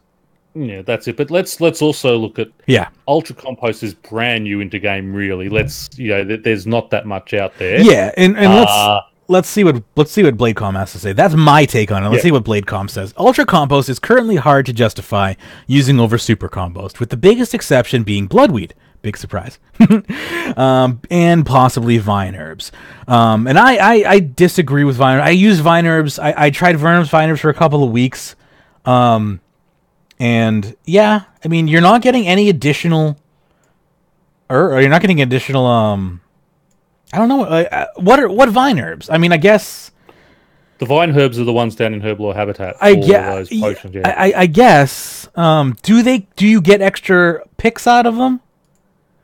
I guess would be the only thing. Cause I know you get extra picks out of herbs that are in herb patches, but do you get extra picks out of herbs that are on vines? Would be my question. You do with the Master Farmer's outfit and Super Compost and stuff. Okay. So I would assume Ultra Compost would as well. Okay, then I would then cool, because I know nothing about that. Ujin, yes, and yes, you get extra picks. Okay, cool. That is good information to know. Then thank you, Bladecom, and what's your name? What's my co-host's name again? Pyrnassius. Yeah, that guy. Pyrnassius. Yeah, so good information, you two. Appreciate that. Be aware you decide to pay the 2,500 GP tax to auto-use compost, then Super Compost is more profitable to use. I always just do it myself. How about you, Pern? Yeah, I'm not paying the bloody thing to save me 3 seconds. Really? Okay. No, I do it all myself. I'm not paying 2,500 GP for him to do it for me. Okay. I click on it, I put it in there. It's like, overall, it probably adds 9 seconds to my farm run. Yeah, right. It's okay. Yes, I have a finger. I can do it myself. The other issue is to present is in the inventory management when it compared to using fertile soil. You'll have to go back and forth exchanging with the leprechaun, cutting it loose with Juju farming buff for herb runs, making farming more stressful than it needs to be. OSRS came up with 2 solutions for this we could possibly follow. One is an upgrade using the fertile soil spell. We could replace the volcanic ash with some stackable items from dragons on the farm, or have it straight upgrade with a high bean cost, similar to the Master Farmer title. Another option is the bottomless compost bucket that recently won a poll. Interesting. Take a look at this poll here. So this is from old school RuneScape. I don't like the bottomless compost bucket. That just easy escape again. Yeah, I'm surprised this won an old school RuneScape poll. That's because they wanted. They like to say that we're Easyscape, but they've got so many easy things over there. Yeah, that's Easyscape. Of course it is. Yeah, they're calling us Easyscape. That's Easyscape, huh? That's interesting. Yeah. I mean, I'm not. They've got a few things like that. I'm not against. So much easier. I'm gonna go out and say I'm not against a bottomless compost pit if it has really, really high requirements. Because I love you take. I love 98 farming, and it's going to cost you have to get it. You have to trade in 5,000 compost. I love super compost buckets or something like that to get it. Yeah, okay. I love me a good old fashioned achievement climb. Like that's what I live for. Like I live for like an achievement rush. But if it was locked behind some good high content, then I could go for but it. if you tell me there's a bottomless compost bucket at like 99 farming, that just kind of makes me I'm gonna use it because it's just a matter of path of least resistance, but I'm gonna be sad about it. I'm gonna be like, this doesn't feel good as I'm pouring the compost into my patch, but you say it's number 8, but it feels like number 2. Anyway, moving along. These are great suggestions. Yeah. They are. I personally, I'm glad to see this is 90% upvoted. I gave it my upvote. I think that these are all great suggestions for the most part. Just two things. So as I said, on that Ultra Compost, it is brand new in. So yes, that's expensive at the moment, but that is the only way it comes in. There's Bloodweed a bottleneck, though. Go ahead. Yeah, Bloodweed is the same thing. There is only one way it comes in. See, these things aren't dropped. Normal compost went down heaps when you started pickpocketing them from the elves. All the other herbs crashed so much when all the monsters started dropping them. See, Bloodweed, you can only grow. Ultra Compost, you can only get by dragon dung. So all right, I want to just to interject here. BladeCon saying you do have to charge the endless bucket, so that's something. Okay, that's good then. If you've got to recharge it, then I am fine with that. But that sounds like, again, it's just sort of a similar. That's an inventory space saver. That's different. That's okay. If you just have to buy 1,000 Ultra Compost and then dump it into the endless bucket, that's different. That's just saving inventory space. I'm okay with that. Yeah. That I'm fine. But what that sounds like is their version of paying the leprechaun to do it for you, but you just have one inventory space. See, I just think there's no tax on that though. Yeah, what the leprechaun charges is ridiculous. Yeah, that's the thing is they skip the tax. We're getting taxed 2,500 GP. Yeah. I know. I mean, there's no way it is worth 2,500 GP. It's not. That's why I don't do it. Yeah. Exactly. Anyway, a fantastic article. I am just giving vote myself because I do like all of those suggestions. Yeah, there's a couple of there that I sort of like the endless teleport and such. I don't agree with. I would say go to 5, but most of that stuff is very sensible. Yeah, you've been a stalwart against teleports being easily accessible for years. I think you want teleports to be hard to get. I think. Well, not hard to get, but I don't want them just given to me. I want them to I want them to cost runes. I want them to. I want you to have to unlock. I want gameplay to unlock these.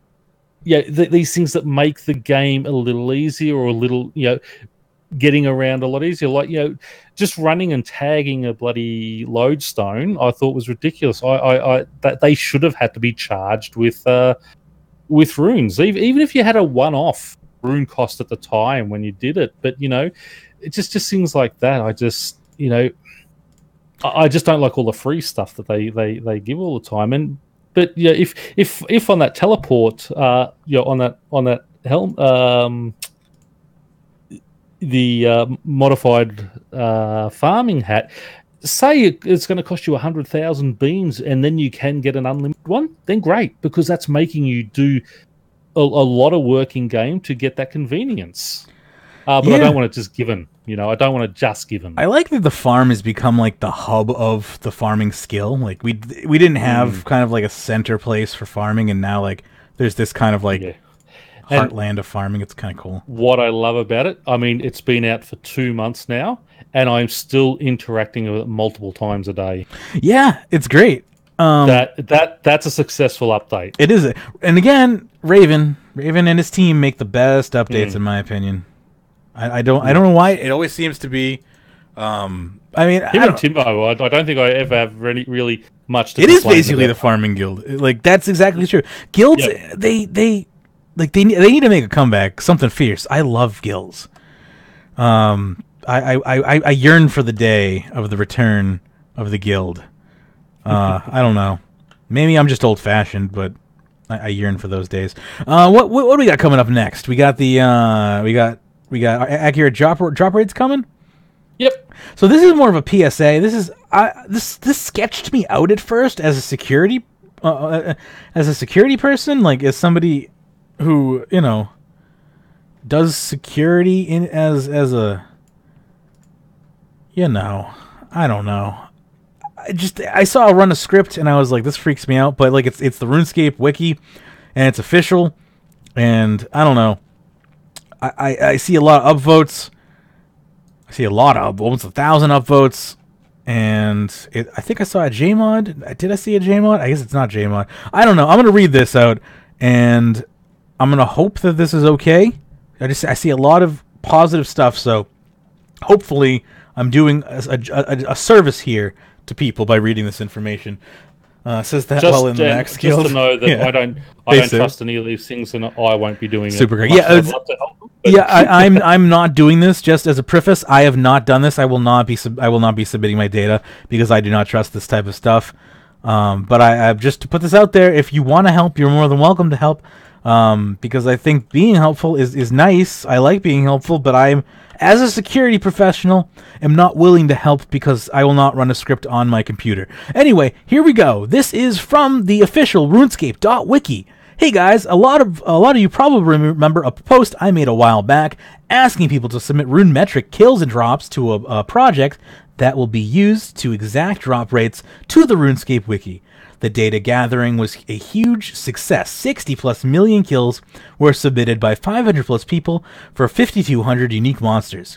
It took a while to hold up my end of the bargain. We were busy preparing to move the wikis, and we didn't want to leave any nice things like correct drop weights on the decrepit Wikia wikis if we were going to move soon after.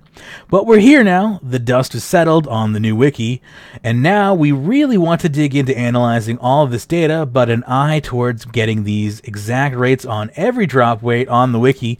Here is a document I wrote, not yet on the wiki, that outlines what I've learned, or at least what the wiki thinks is true, about the drop rates, including the rare drop table, the mega rare drop table, and the various herbs and seeds. How can you help? If you think this project is cool, we need all the help we can get to add to this information to the wiki. There's two main areas that you can help and contribute to. Adding to the drop rates to the wiki. Basically, there is a huge amount of data for a lot of monsters here on the wiki. I'm trying not to die in combat, sorry. So there's a lot of monsters you can add. You can see here, basically, anytime I say here, you can go to the document and there are links you can click on. So in the show notes, going to notes.runeweek.com or going to runescape.today for the archives of the notes. If you're listening to this long after the fact, runescape.today will have all of the archives of the podcast. Anyway, see here for the drop logs for docked beasts, we need to take the data and try to work backwards to find out what the underlying drop rate is. For example, we can tell that the main drop logs for dark beasts are pretty close to small multiples of 1 and 128. This is a common denominator used by Jagex for drop tables. After a while and a bit of legwork, we can produce the drop table in the op image. It's not always so straightforward. Because some drop tables can change, etc., the rare drop table in Luck rework in March of last year, and this was a period of time where we incinerated items via Bone Crusher and Seedicide. It didn't get counted by rune metrics. If you're interested in this, you can message me in the Runemetrics channel of the Wiki Discord.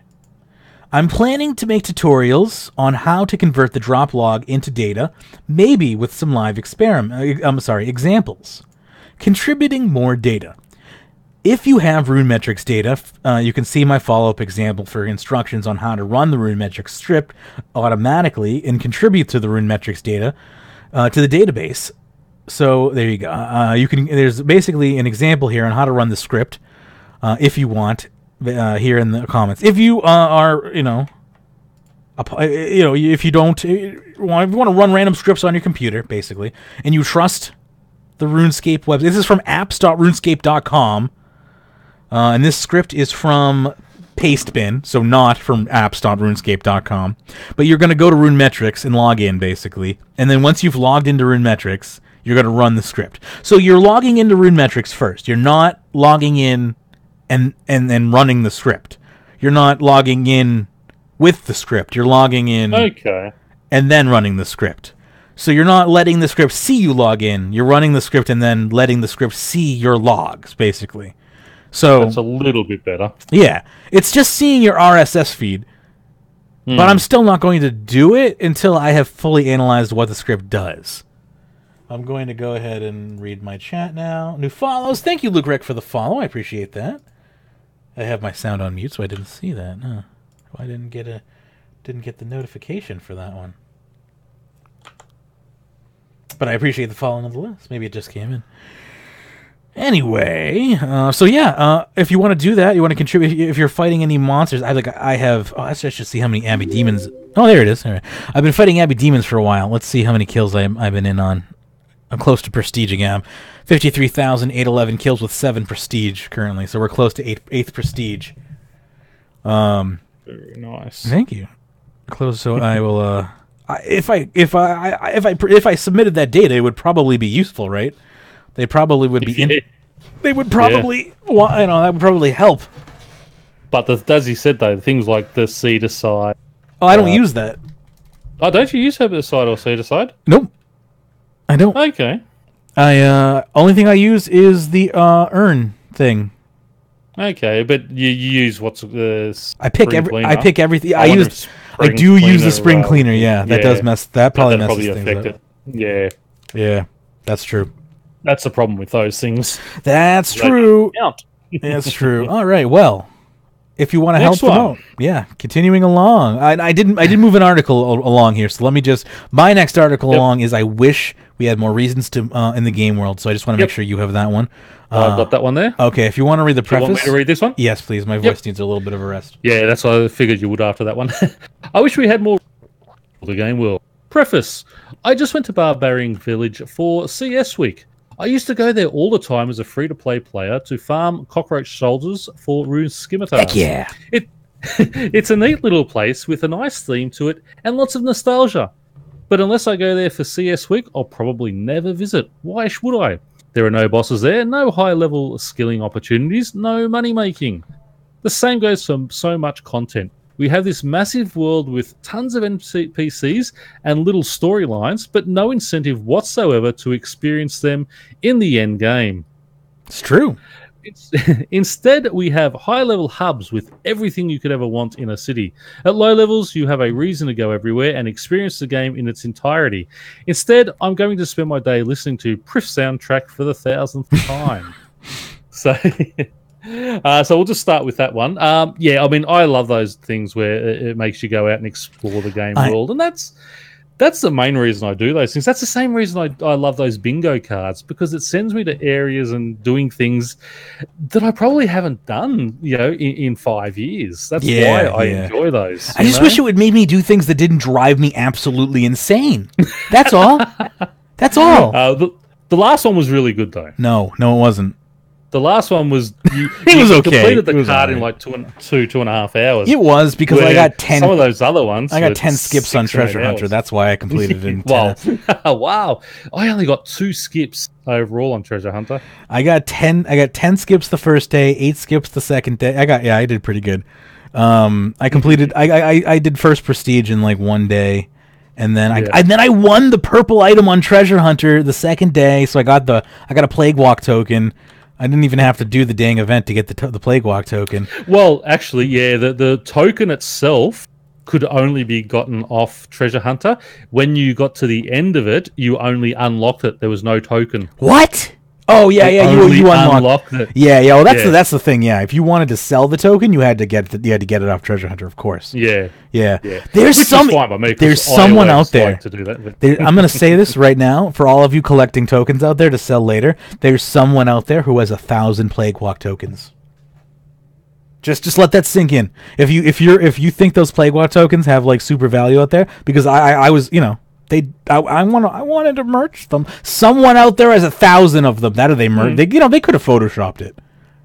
They could have photoshopped it. He would have just bought. He would have just been buying them as people were getting them. Yeah, it just makes me sick to know them all, so that he can then sit there and dictate what the market is. Yeah, I know. It just makes me sick because I have 2 of them. I bought one. I bought one thinking I'd save it for later, and then I won one by accident because RNG. But hey.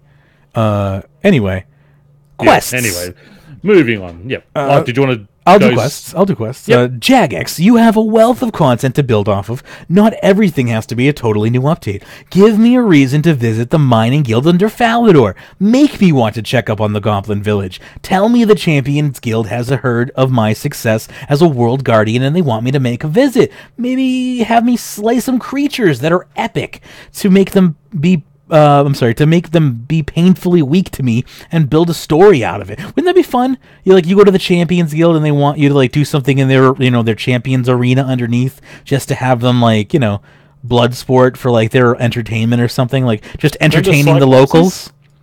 What? Remember doing the Cyclopses when for your dragon? You're just entertaining the locals because you're just the hero that they needed for because they're just the morale is down in town or something. That would be awesome. Tell me that West Arty is ready to rebuild. That would be a great quest. Imagine, but needs help with them because they're painfully weak and build a story out of it. I'm sorry. Some mutated. I lost myself there. I'm horrible at reading. Tell me West Arty is ready to rebuild, but needs help with some mutated rats in the sewers. Maybe Varrock can give them some direction on that. Have a problem in the Dark Wizard's Tower that only I can fix. Let me explore Crandor and discover inhabitants that didn't actually die to Elvarg. They built a small village underneath it, but they know much of the greater dragon who will attack if they return to the surface. Dragon Slayer 2. I don't want a huge... Sorry. Yeah. No, you can go. I don't want a huge, insane Grandmaster best in slot everything from every quest, and they take 6+ months to develop. I want reused models, fun dialogue, witty humor, and small beneficial rewards. Quests you would have expected in 2007. Quests that would have whipped up every month and take about 30 minutes to complete. Now, what do these sound like? What did they... Bottle quests. Exactly, and that's exactly right. We don't care that you're using, stuff that you've already made. Yeah, the quest is the storyline itself. I don't need all new graphics. I know, and all new it's NPCs the story. Exactly, and this is what I have been calling for, and this guy says exactly. I mean, 100%. It could have been written by me. This one, I agree. No, I know. That's why I was trying to put passion into that, and with that passion, unfortunately, I lost it. Yeah, I lost my dialogue ability to read. You started reading too fast again. I know. I'm trying so hard, but I lose my I forget my limits. Anyway, but he's saying exactly the right things here. This is exactly what we want to see. We don't need every quest to be Grandmaster style. We don't need 2 and 3 hour quests every time. We don't need whole new areas and a whole new NPC models and everything built. Use what's there. Just do little things and that will be perfect. That would keep most of your questers happy. If you bought out 2 or 3 bottle quests like this a year, in addition to your normal ones, just with a good story, that's it. And this is exactly what I said. Always have 2 or 3 little bottle quests up your sleeve so that when you do have lulls in development, because we've got 3 teams working on a huge update at the moment, you can drop those in each month, and there's some content for people that and we say all the time, patch notes are content, they are updates. Sure. But, people seem to want just gameplay updates and not worry about these quality of life things. If you dropped in, one of those on and off month or something, you would keep 90% of your player base happy. Yeah, at least. And this is, for something that can be whipped up in 4 or 5 weeks of this type of thing. It's got an 86% upvote. I just want to keep that in mind. This is very heavily upvoted. People agree with this sentiment. Just to be said here, you want to continue on to guilds? Yep, guilds. Skilling guilds are completely dead content, which is really sad because they're such a cool little idea, and they were 10 years ago.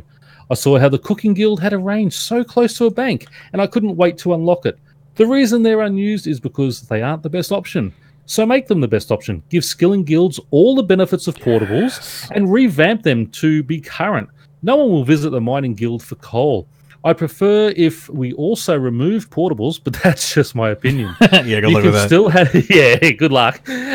You can still have questing benefits. Doing plaids then unlocks another part of the guild, but it'll bring the game world back to life so we aren't all hiding from new players while we bank stand at Priff.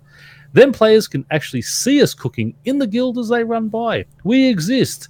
Give me a reason to visit every guild and you'll have much more active game world.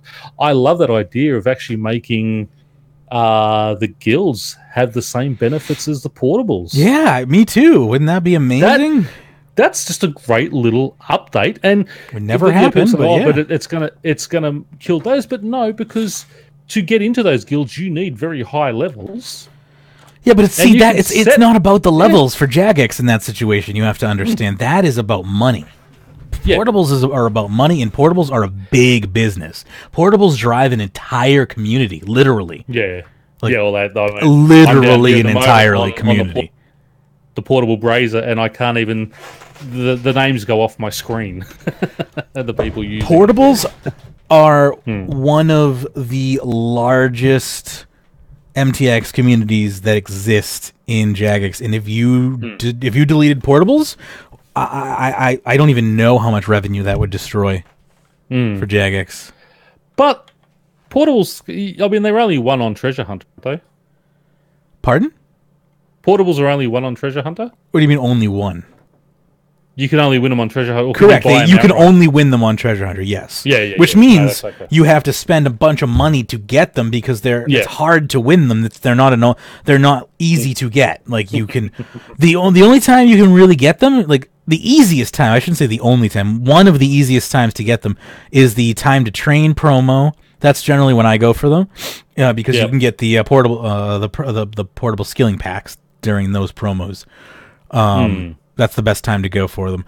I don't think there's any portable skilling packs during the parcel promo that I can think of. But anytime you see a time to train promo, that's when you want to go for them. Go ahead. But I mean, that's a great idea, but this is the same thing that we say about mini games. You need to have rolling content that's constant. You can't have static content that you do it there because 5 years later it is going to be dead. Bladecom with some interesting info saying that their early design documents were actually tied to invention. The portables. Yeah, that wouldn't surprise me. I didn't know that. And I thought this and then it wouldn't surprise. I thought this is too good. Yeah, and then they were like, "Yeah, we can monetize the shit out of this." Exactly. Yeah. But yeah, I mean, guilds. Again, I've said all along we need to do more with guilds, and the farming area is, as you said, it's sort of is a farming guild. Yeah, it's like a farming campus almost. I really wish we could go inside, and I really want to see that expanded. But honestly, farming's got its it's had its time. It's time to see other skills get expanded. I don't want to be selfish. I'd love to see other skills get their due. Yeah, revisit it in 3 years' time. Yeah, of course.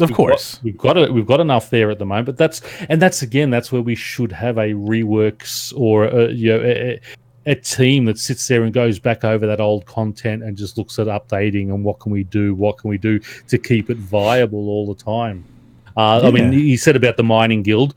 Obviously, they are looking at that with the mining and smithing update. There is something coming for that. But the cooking guild. I mean, there's so many things different things that you could do for these type of things. But again, we could fix it today, and in 3 or 4 years' time, because of the power creep, something else is going to come out. It's the beauty of a living game, though, isn't it? Exactly. So you've always got to either be revisiting it, or we just have to put up with some areas that are just going to die away. See, that's the thing, though, is you have to treat a living game similarly to a society.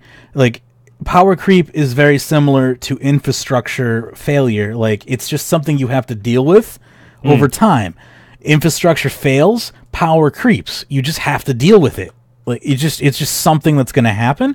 It's something that you have to prepare for, and it's something that you're going to have to build into your design documents, or at least your future design documents. Like, when you're writing your design documents, you should be planning for the future as you're writing your current documents. If you're not, your current design documents are already planning for failure. I'm sorry. I mean, we also go ahead. We also need to remember that, these things were done, these guilds were 10, 12, 13 years ago. No one thought this game was going to last this long. Exactly right. Yeah, no one thought this game was going to last this long. No, now we're calling this a living game because we realize what this game has become. But Andrew didn't know what this game was. No one knew what we had back then. No one knew what RuneScape was. It's become what it is now. Anyway. The greatest MMO in history. Yeah, exactly. Anyway, continuing on to population and world count. Population, world count. One of our biggest problems is how sparse the player count feels now. If you're not in a clan, you're not finding groups to play with the game with. Part of this is what I mentioned before. The game world is dead. But part of it is how we intentionally split up into 100 plus different worlds. This has some benefits. Every single one of those worlds is probably full at abyssal demons right now, and probably will be for several months. But it also means you don't have that hustle and bustle of lots of players in one area, with conversations flowing and friendships being made. Good luck. It makes the game feel dead when everyone is split up from their friends, so that they only talk in friends chats and clan chats. Good luck finding a max guild with more than 10 players in it who aren't intentionally gathering for something. Reduce the number of worlds. I'd say start by removing 20 or so and go from there. Use some clever instancing so that we can get our Abbey Demon spots without hopping worlds for 30 minutes. We got new resource dungeons coming, don't worry.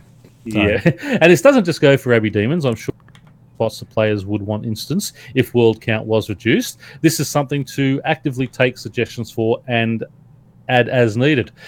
I mean, let's not look at reducing any worlds until mobile's released them. Yeah, it's funny. I was talking to someone who was playing mobile yesterday, and they were like, they were saying they were having trouble getting onto some worlds. I mean, they were actually having trouble getting onto worlds because the worlds were so full. 150,000 players. Yeah. I was like, we're having 2006 problems. Like, this is awesome. I really hope that RuneScape 3 has those problems. I don't think they will, but I hope they do. Anyway, finally. I mean, I'd love to see that happen, but I think there's so much hype into the old school. I think the second round is just not going to be as much. That's the problem with hype. You only really get one shot. You really only. That's right. And I'm they fearing spent it on the wrong game. Yeah, I'm fearing that they kind of they shot their golden bullet and you don't get another shot. But we'll see. We'll see. I'm still going to be. We can keep our fingers crossed. Yeah. Anyway, finally, what ideas does everyone else have? Any extremely huge portion of our content is designed for lower levels and makes it dead content. Maybe give low-level training methods some place in high-level content for RuneScape. I'm never going to craft air runes. That XP is terrible. Well, problem being is we need air runes. So they must drop from monsters or something, right? Can it scale and level somehow? Gowers had the right idea with making the runes craft scale with level. Maybe relocate the max yield to Varric. Here we go again. Where's the relocate the max yield memes? Maybe start putting new content in locations. Put Slayer creatures in existing places. Consider I don't know. This is just he's losing it. He's lost it. He's derailing. Up until that point, he was pretty much up until the population world count. Yeah, he lost it at the end there. Again, going back to that population world count where he's talking about people talking and all that, the game, the players just aren't like that anymore. It's all about no XP waste and things like that. people don't just sit around and talk much anymore. That's what they're hoping to change with the mining and smithing update. And I think to a degree that that will help. But things when you're fighting, when you're playing, that type of stuff, people aren't talking unless they're telling you to piss off out of their area because they were there first and things like that. People ask me why I do player-owned dungeon Abbey Demons when there's so many more in the tower, and it's because I don't want to be told to piss off and eat shit. Yep. And worry about, when you go and bank that you're going to lose the spot because someone else is going to be there. Yeah, I don't want to argue. I don't want to argue about losing my spot and finding a new world, getting world limited and all that fun stuff. I just don't want to worry about it. I think as part of the 120 Slayer at different levels, you should be able to buy extra spots. So at 115 Slayer, you can make it 6 in there. At 118, you can make it 7. At 120, you can have 8 in. That would be nice. I will settle for the fact that I'm making 4.8 million gold an hour, apparently, according to Rune Metrics. I don't believe that, but whatever. It's not bad, but I'm gonna hope that the new Slayer dungeon will hopefully alleviate the problems of the Slayer Tower. Maybe it will. Maybe it won't. You need 100 dungeoneering as well as high Slayer level. That should hopefully alleviate the problem as well. Yeah, most people hate dungeoneering, right? That's a thing. Yeah, I don't know. Anyway, not a bad article. How would it be?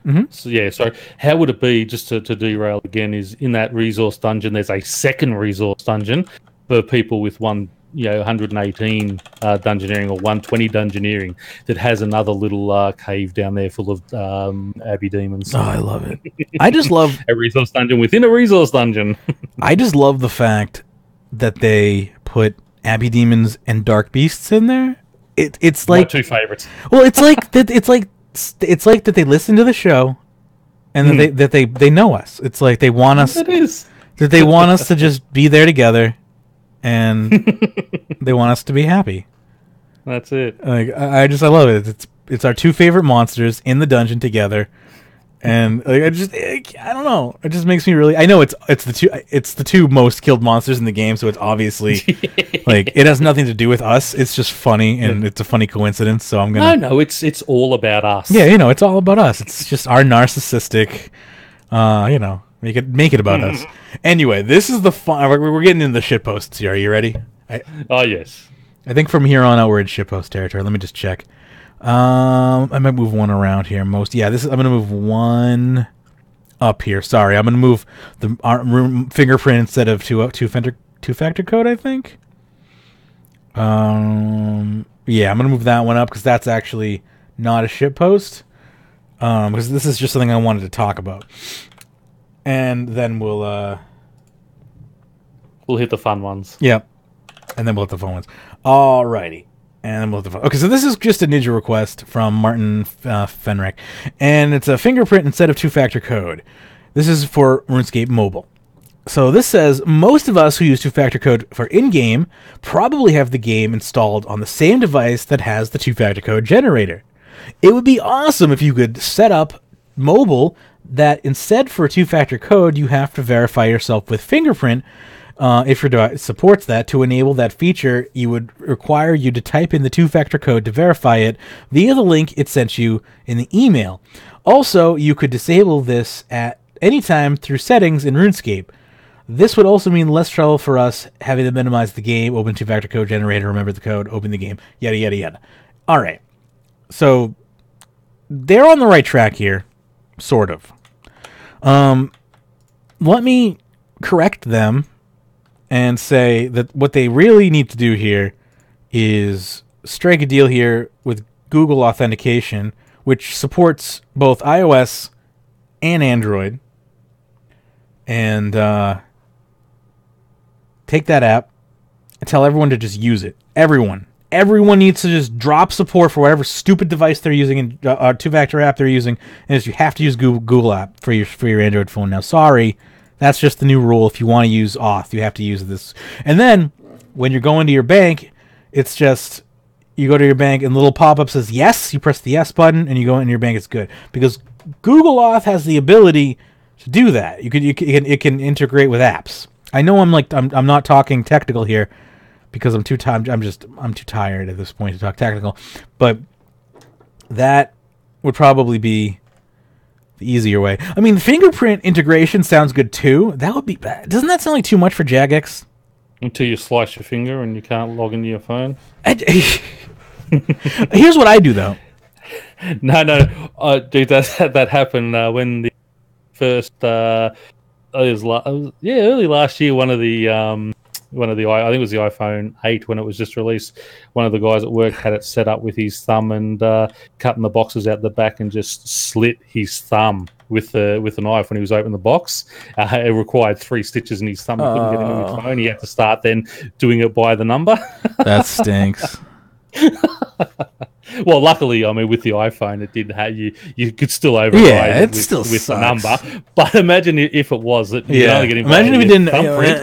Screwed. Imagine if you didn't know the code though. Like you forgot your code or something. Exactly. That would just suck.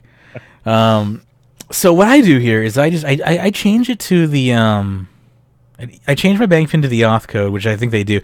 Now it is annoying to have to go in and switch to your auth app real quick, but yeah, I would like it to be so.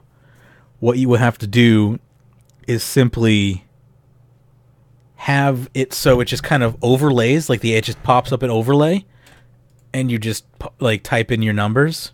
Like that would be nice if it just kind of seamlessly came up. Like if they just built in an integration. I don't know how you would do that. That's the problem. Is there's definitely a problem with two-factor here, right? Like we definitely for mobile, there's definitely a two-factor problem here. Like I managed to do it because my phone has background processing where I can minimize RuneScape and open up two-factor, and it's not a problem. I can run 2 applications on my phone. Not everyone can run 2 applications on their phone. iOS doesn't. Yeah, like not everyone can do that. So it's a problem for a lot of people. And it's going to be a problem on iOS, especially if you have two-factor and not a bank pin.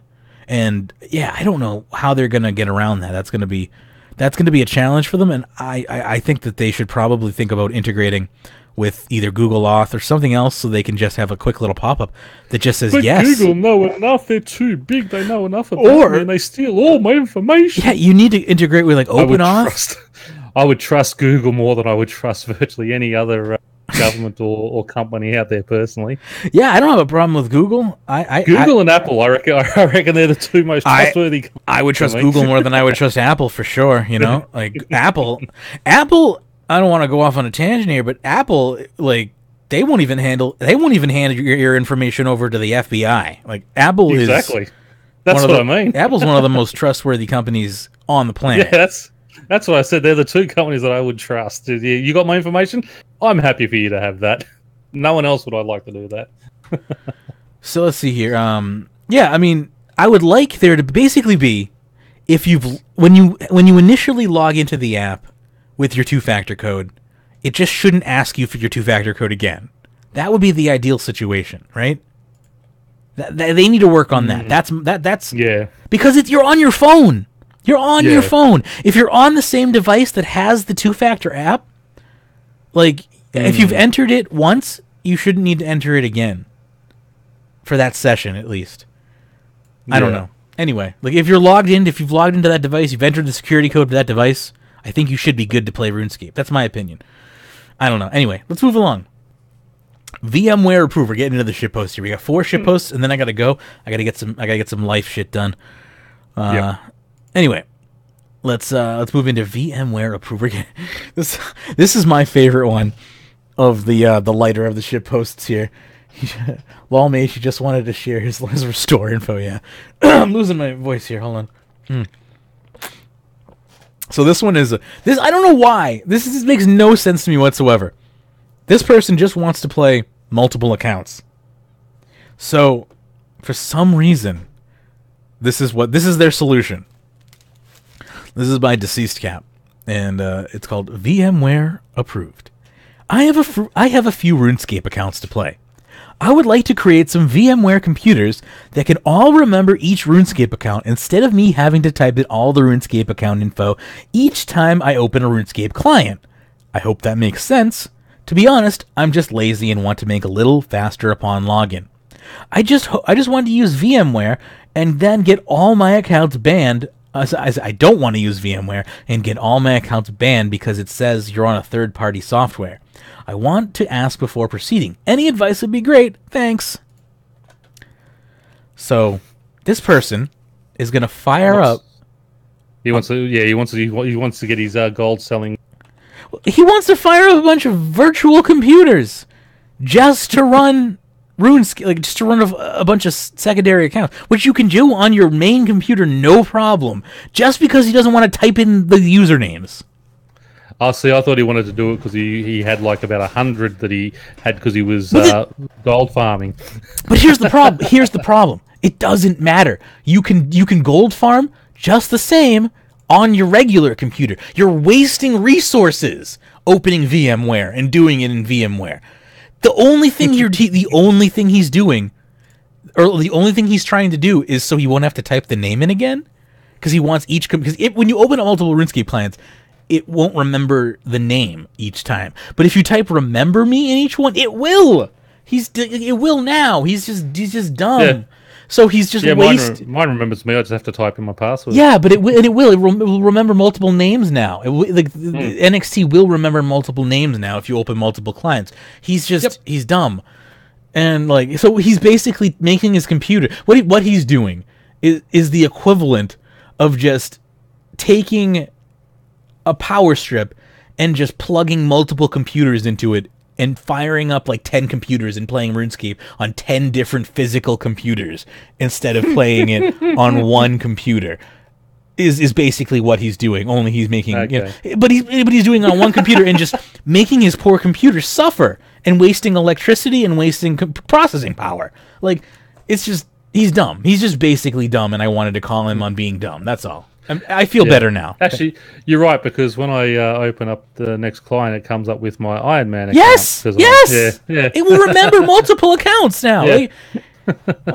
If you click remember me, it will... Oh, that's funny. Yes! Yeah, I know. Yeah, thank you. Thank you for justifying and qualifying my anger. I appreciate that. Like, I'm not insane, okay? Yes, okay. It remembers multiple accounts, and he's literally just suffocating his poor computer with virtual machines for no reason whatsoever. Anyway, poor computer. Poor computer. All right, moving along. This is long. You want me to read this one? Yeah, we can split this up because this is a long one if you want. This is actually something that I sort of had a similar idea that I want cost for it. Okay. I'll read the proposal 2 if you want. You want to do proposal 1? Yep. All right, go for it. Proposal: quality of life update. Allow players to use spare Ushabiti to move / monsters for later use or shifting for dungeon optimization, and allow players under 99 to visit another player's dungeon, either for paid time access like bosses or for free if their owner allows. So some background for those that are not yet able to access or able to and unaware at 99 Slayer, players may begin collecting the souls of monsters via Ushabti to create private Slayer dungeons that can contain nearly every non-boss monster in-game. First proposal: using new Ushabtis to move souls in the dungeon already. As it stands currently, however, players may only place a monster once within a dungeon and never edit it again without completely removing the beast. And as the economy is due for a massive shake-up following January's release of the Mining and Smithing rework, and possibly sooner if people really take to it in November, I think it's a good time to allow us to use spare or newly bought Ushis to move souls pre-placed in the dungeon at the cost of a new Ushi and for no additional XP for moving. Sorry, this got put in the shitposts. I didn't. No. Well, yeah, I mean, it's... Yeah, well, we'll talk about it at the end. This would encourage people at 99 or 120 to continue training for the skill for the Ushabitis to keep moving things around as the market shifts, and possibly encourage more co-op Slayer, as the faster your tasks get done, the more points and by extension more Ushis you can get a hold of to keep up with the changing market.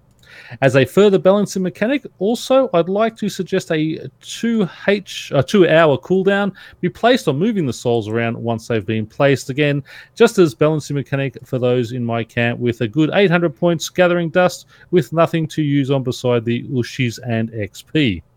Now, this is a similar idea I had where maybe at 115 or even if it was 120 Slayer, you could start gathering those souls back in, but at a cost of a couple of hundred Slayer points. So there'd be a different type of Ushapti that you would have to use to regather that soul.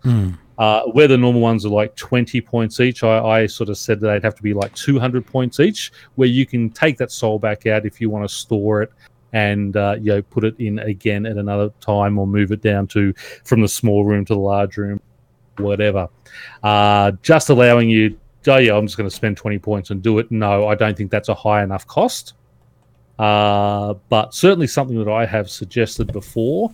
And he's sort of saying, it's because of the mining and smithing rework. So he's basically panicking.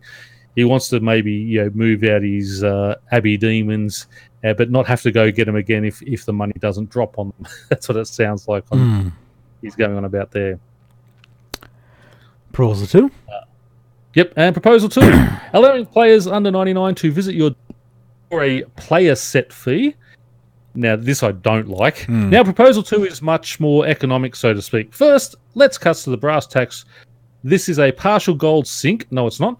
The minimum hourly rate, which you claim 20 to 50% of based on what the owner sets as their cut of 50k to 10 million, as decided upon by the owner of the dungeon. No. With a preview option of the dungeon before accepting the entry fee to prevent opportunistic scammers from promising, say, Edamu, while actually having a dungeon full of green dragons.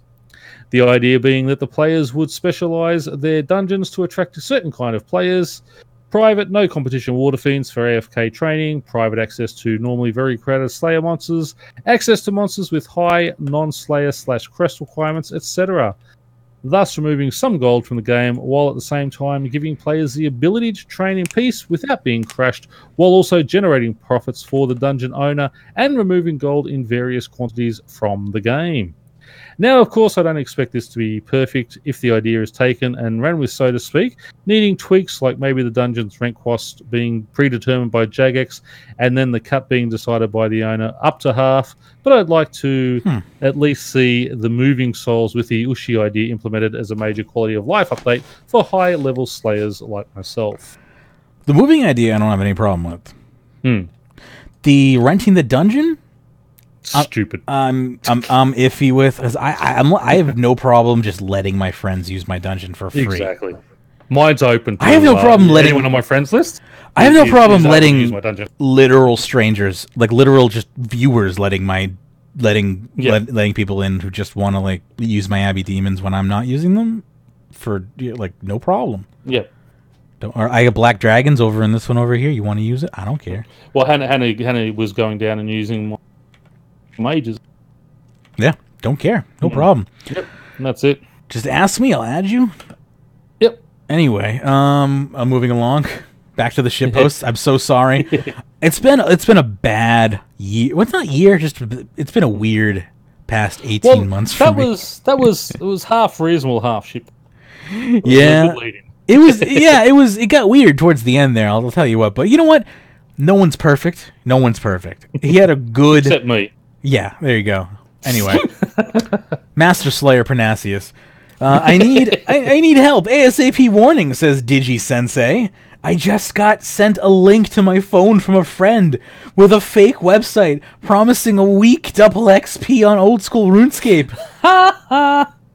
Do not enter your data. I just got hacked for my entire bank, roughly 1.2 bill. Wow, so apparently they went with it. That's a shame. I would like to get in touch with some of the old school RuneScape staff to see if I can fix this. No, probably not. Please contact me. If not, be warned. Oh yeah, be warned. Be warned indeed. Reader, be warned. You're in for a scare. Yeah, don't click on links. Reader, beware.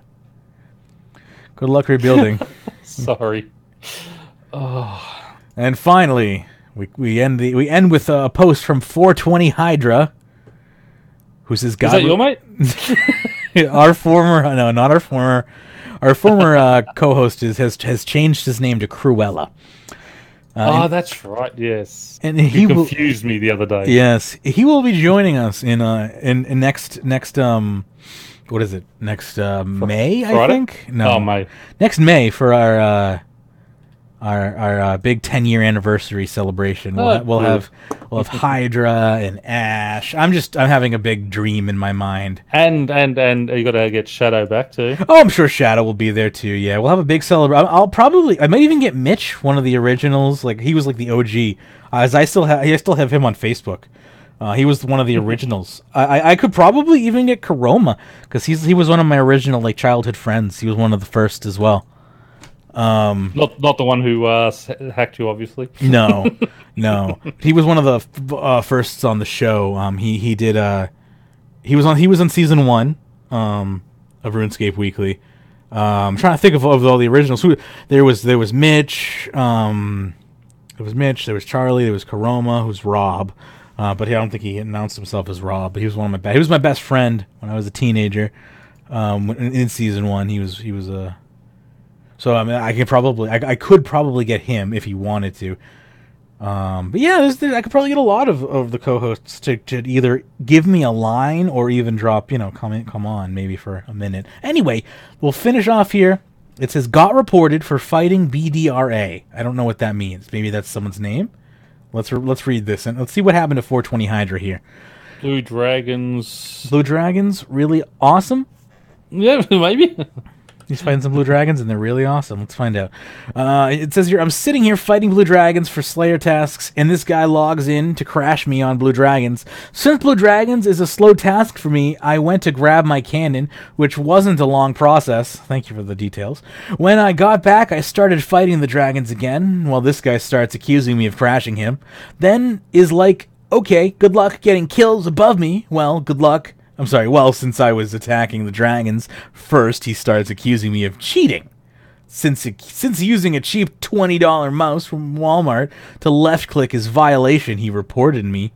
Is left-clicking with a mouse really a violation of the rules? Or is this guy tripping over nothing? Well, chat, you decide. Yeah, he needs to get off that 420 high that he's on and get... I'm all about the 420, but I don't think... Listen. Cannabis doesn't make you stupid. You're born stupid, okay? He's burned away a few too many brain cells, guy. I'll tell you what. Yeah. I mean, the entire game is pretty much based on left click. Yeah. I mean, we'd pretty much all be banned right now, wouldn't we? Sounds like Reddit post. Sounds like a Reddit post I removed, says Bladecom. There you go. But that is a good note to end on, I suppose, as far as forum posts go. I don't know, the RuneScape official forums. I don't know. They say they're trying to make a comeback, but I don't see it. Don't see it. They just need to be rewritten. They need something. It needs the idea of forums need to be rewritten, I think. Yeah. Well, I mean, if you know what they've done with the wiki, where they just redid that, and now it's the official RuneScape wiki. They need to do something like Reddit, where they bring that same type of thing over, and that's how we do it all. Where you can have it by controversial, by new, by highest voted, and that type of thing. And do it's it. Just there. A better format. It's just a better. Yeah. I don't know. Anyway. Those were our topics for the day, I believe, or they were for our Friday show. Thank you. I really appreciate everyone who stuck by us and were patient and waited for me saying, no, it's going to be Saturday. No, it's going to be Sunday. Get it by Monday. I promise. It's going to be one of these days. Well, my voice come back. I mean, I was just like, one of these days I knew it was either Hannah was going to break, it was going to be Hannah or R-Man or Pyrnassius. Someone was going to join me, or I was going to end up doing a solo show today. Yeah. But I was going to say yesterday, but I was just stuffed yesterday, and that's what I thought today. I was feeling not bad. That's why I sent you a message, said, yep, I'll be there if you want to do a show today, and you jumped on that and say, yes. Yeah. So, it's also... It's not also just about having a co-host. It's also about my own mental health. As I didn't have the energy to do a solo show, But having a co-host makes enough energy. Like it builds enough of my energy up, if you know what that means. You know how it is playing off of somebody else. You bounce off someone else. Yeah. It's a lot easier to do. Having no one to bounce off of is really, really hard. So you have to have that extra energy there, and I haven't had that. So having somebody else there basically makes or breaks the show. So I really, really needed that extra presence there. So I super appreciate that. Thank you very much for the resub, Death Star. Make it 9 months in a row. It's baby time, baby. Nice. Very good. All right. And just to let everyone know, yes, the Gielinor Origins of Virago will hopefully be out by the end of the week. I'll try and get it recorded. Actually, tomorrow's a public holiday day here, so I'll probably get it recorded on Wednesday or Thursday. Sweet beans. Patch notes is up, so if you want to rip that audio down and chuck that up as well. Are you doing Talking RuneScape with patch notes, or should I just put the patch notes up? Just put the patch notes up. You got it. We do it on Talking RuneScape as well, but we sort of go in depth where we stop and we just talk about the different things and stuff. Okay. So you can have them just read out on that, or if you want to hear give people the choice. Comments as well. Yeah, you got to. I figured we'll do it both ways. Just let people decide how they want it. You got it. I'll get that up then a little bit later. I got to fax some stuff over to the government for my mother in a bit. So I'm gonna end the show. Today is what, Monday? I'm going to try to do some dungeoneering tonight. That's not a hard guarantee, but I might be streaming later tonight to get some dungeoneering. What level am I? Oh my goodness. I'm almost 792,000 experience off 119.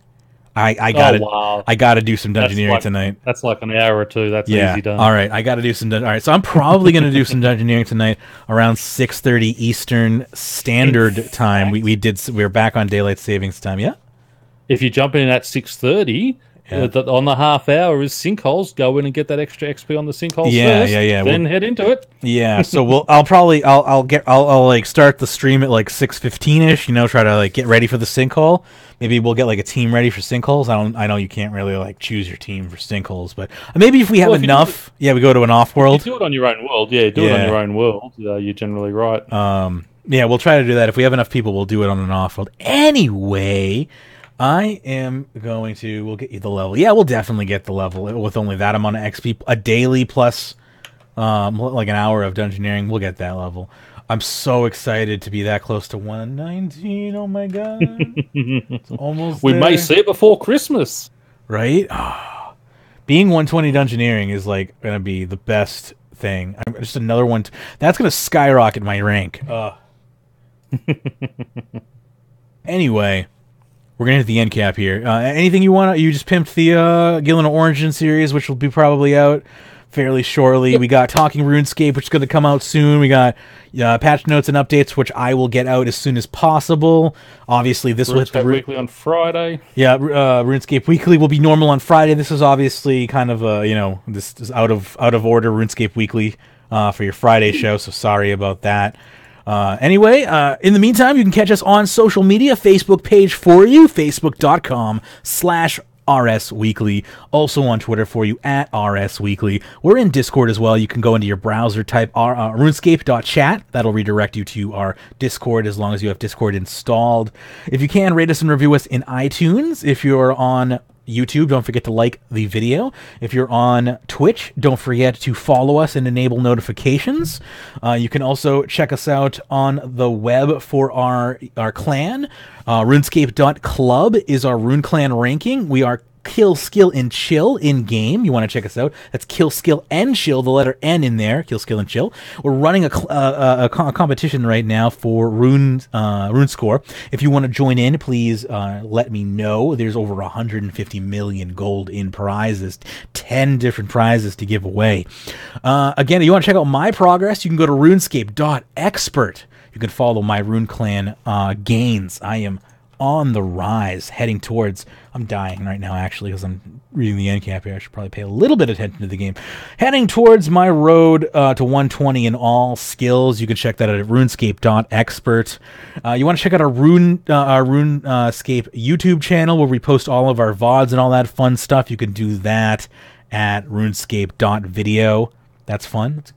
good place to check out all of our VODs. I'm trying to get some stuff going. My life has been really up in the air. Spooter has been very generous in offering to do a new series with us that I have been just neglectful in starting. So I apologize to Spooter, and I got to apologize to him in person. But I'm going to try to get that started this week again. So the YouTube channel, I'm trying to get new stuff onto it. Again, you can check that out at runescape.video. Hopefully we'll get some new stuff onto it soon. Again, I've already mentioned runescape.chat. That's our Discord channel. You can check that out. You want to check out the podcast archive. If you've missed shows, you want to check that back. It goes all the way back to 2013.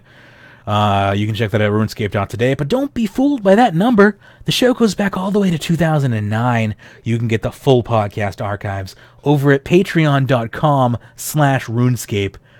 Support the show. For only $1, you can get the pre-shows. You can get more content by upping your pledge. You can check out all the different pledge at patreon.com/runescape. If you want to give us a one-time donation, you can do so at paypal.me/RSW. Supporting the show goes a long way in helping us continue doing what we do here.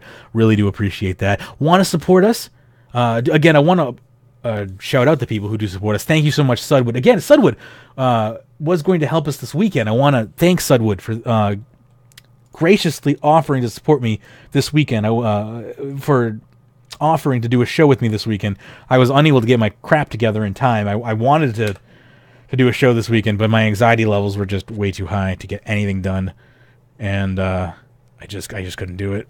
And I wanted to do it, but I just couldn't. And he was on standby for me, and I really appreciate that. So again, my top Patreon supporter, Sudwood. And there's 11 others for their support as well. Thank you so much for your continued support. And our new support from Hades, thank you so much, who supported us as our newest supporter at the $5 tier. Shoutouts. Always shoutouts to our new supporters as well. Again, you can get blogs, pre-shows, more. Patreon.com/RuneScape will be live with Magebit in the morning. Magebit in the morning would generally be taking place in this morning's spot. But, hey, you got RuneScape Weekly instead, because I screwed up the Friday spot. So again, Magebit in the morning will be live tomorrow morning, Tuesday. Check it out. See you live again tomorrow morning, and RuneScape Weekly will be live on Friday. Talking RuneScape will be on the podcast feed, runescape.today, all that fun stuff. Check you out next time. As always, happy scaping.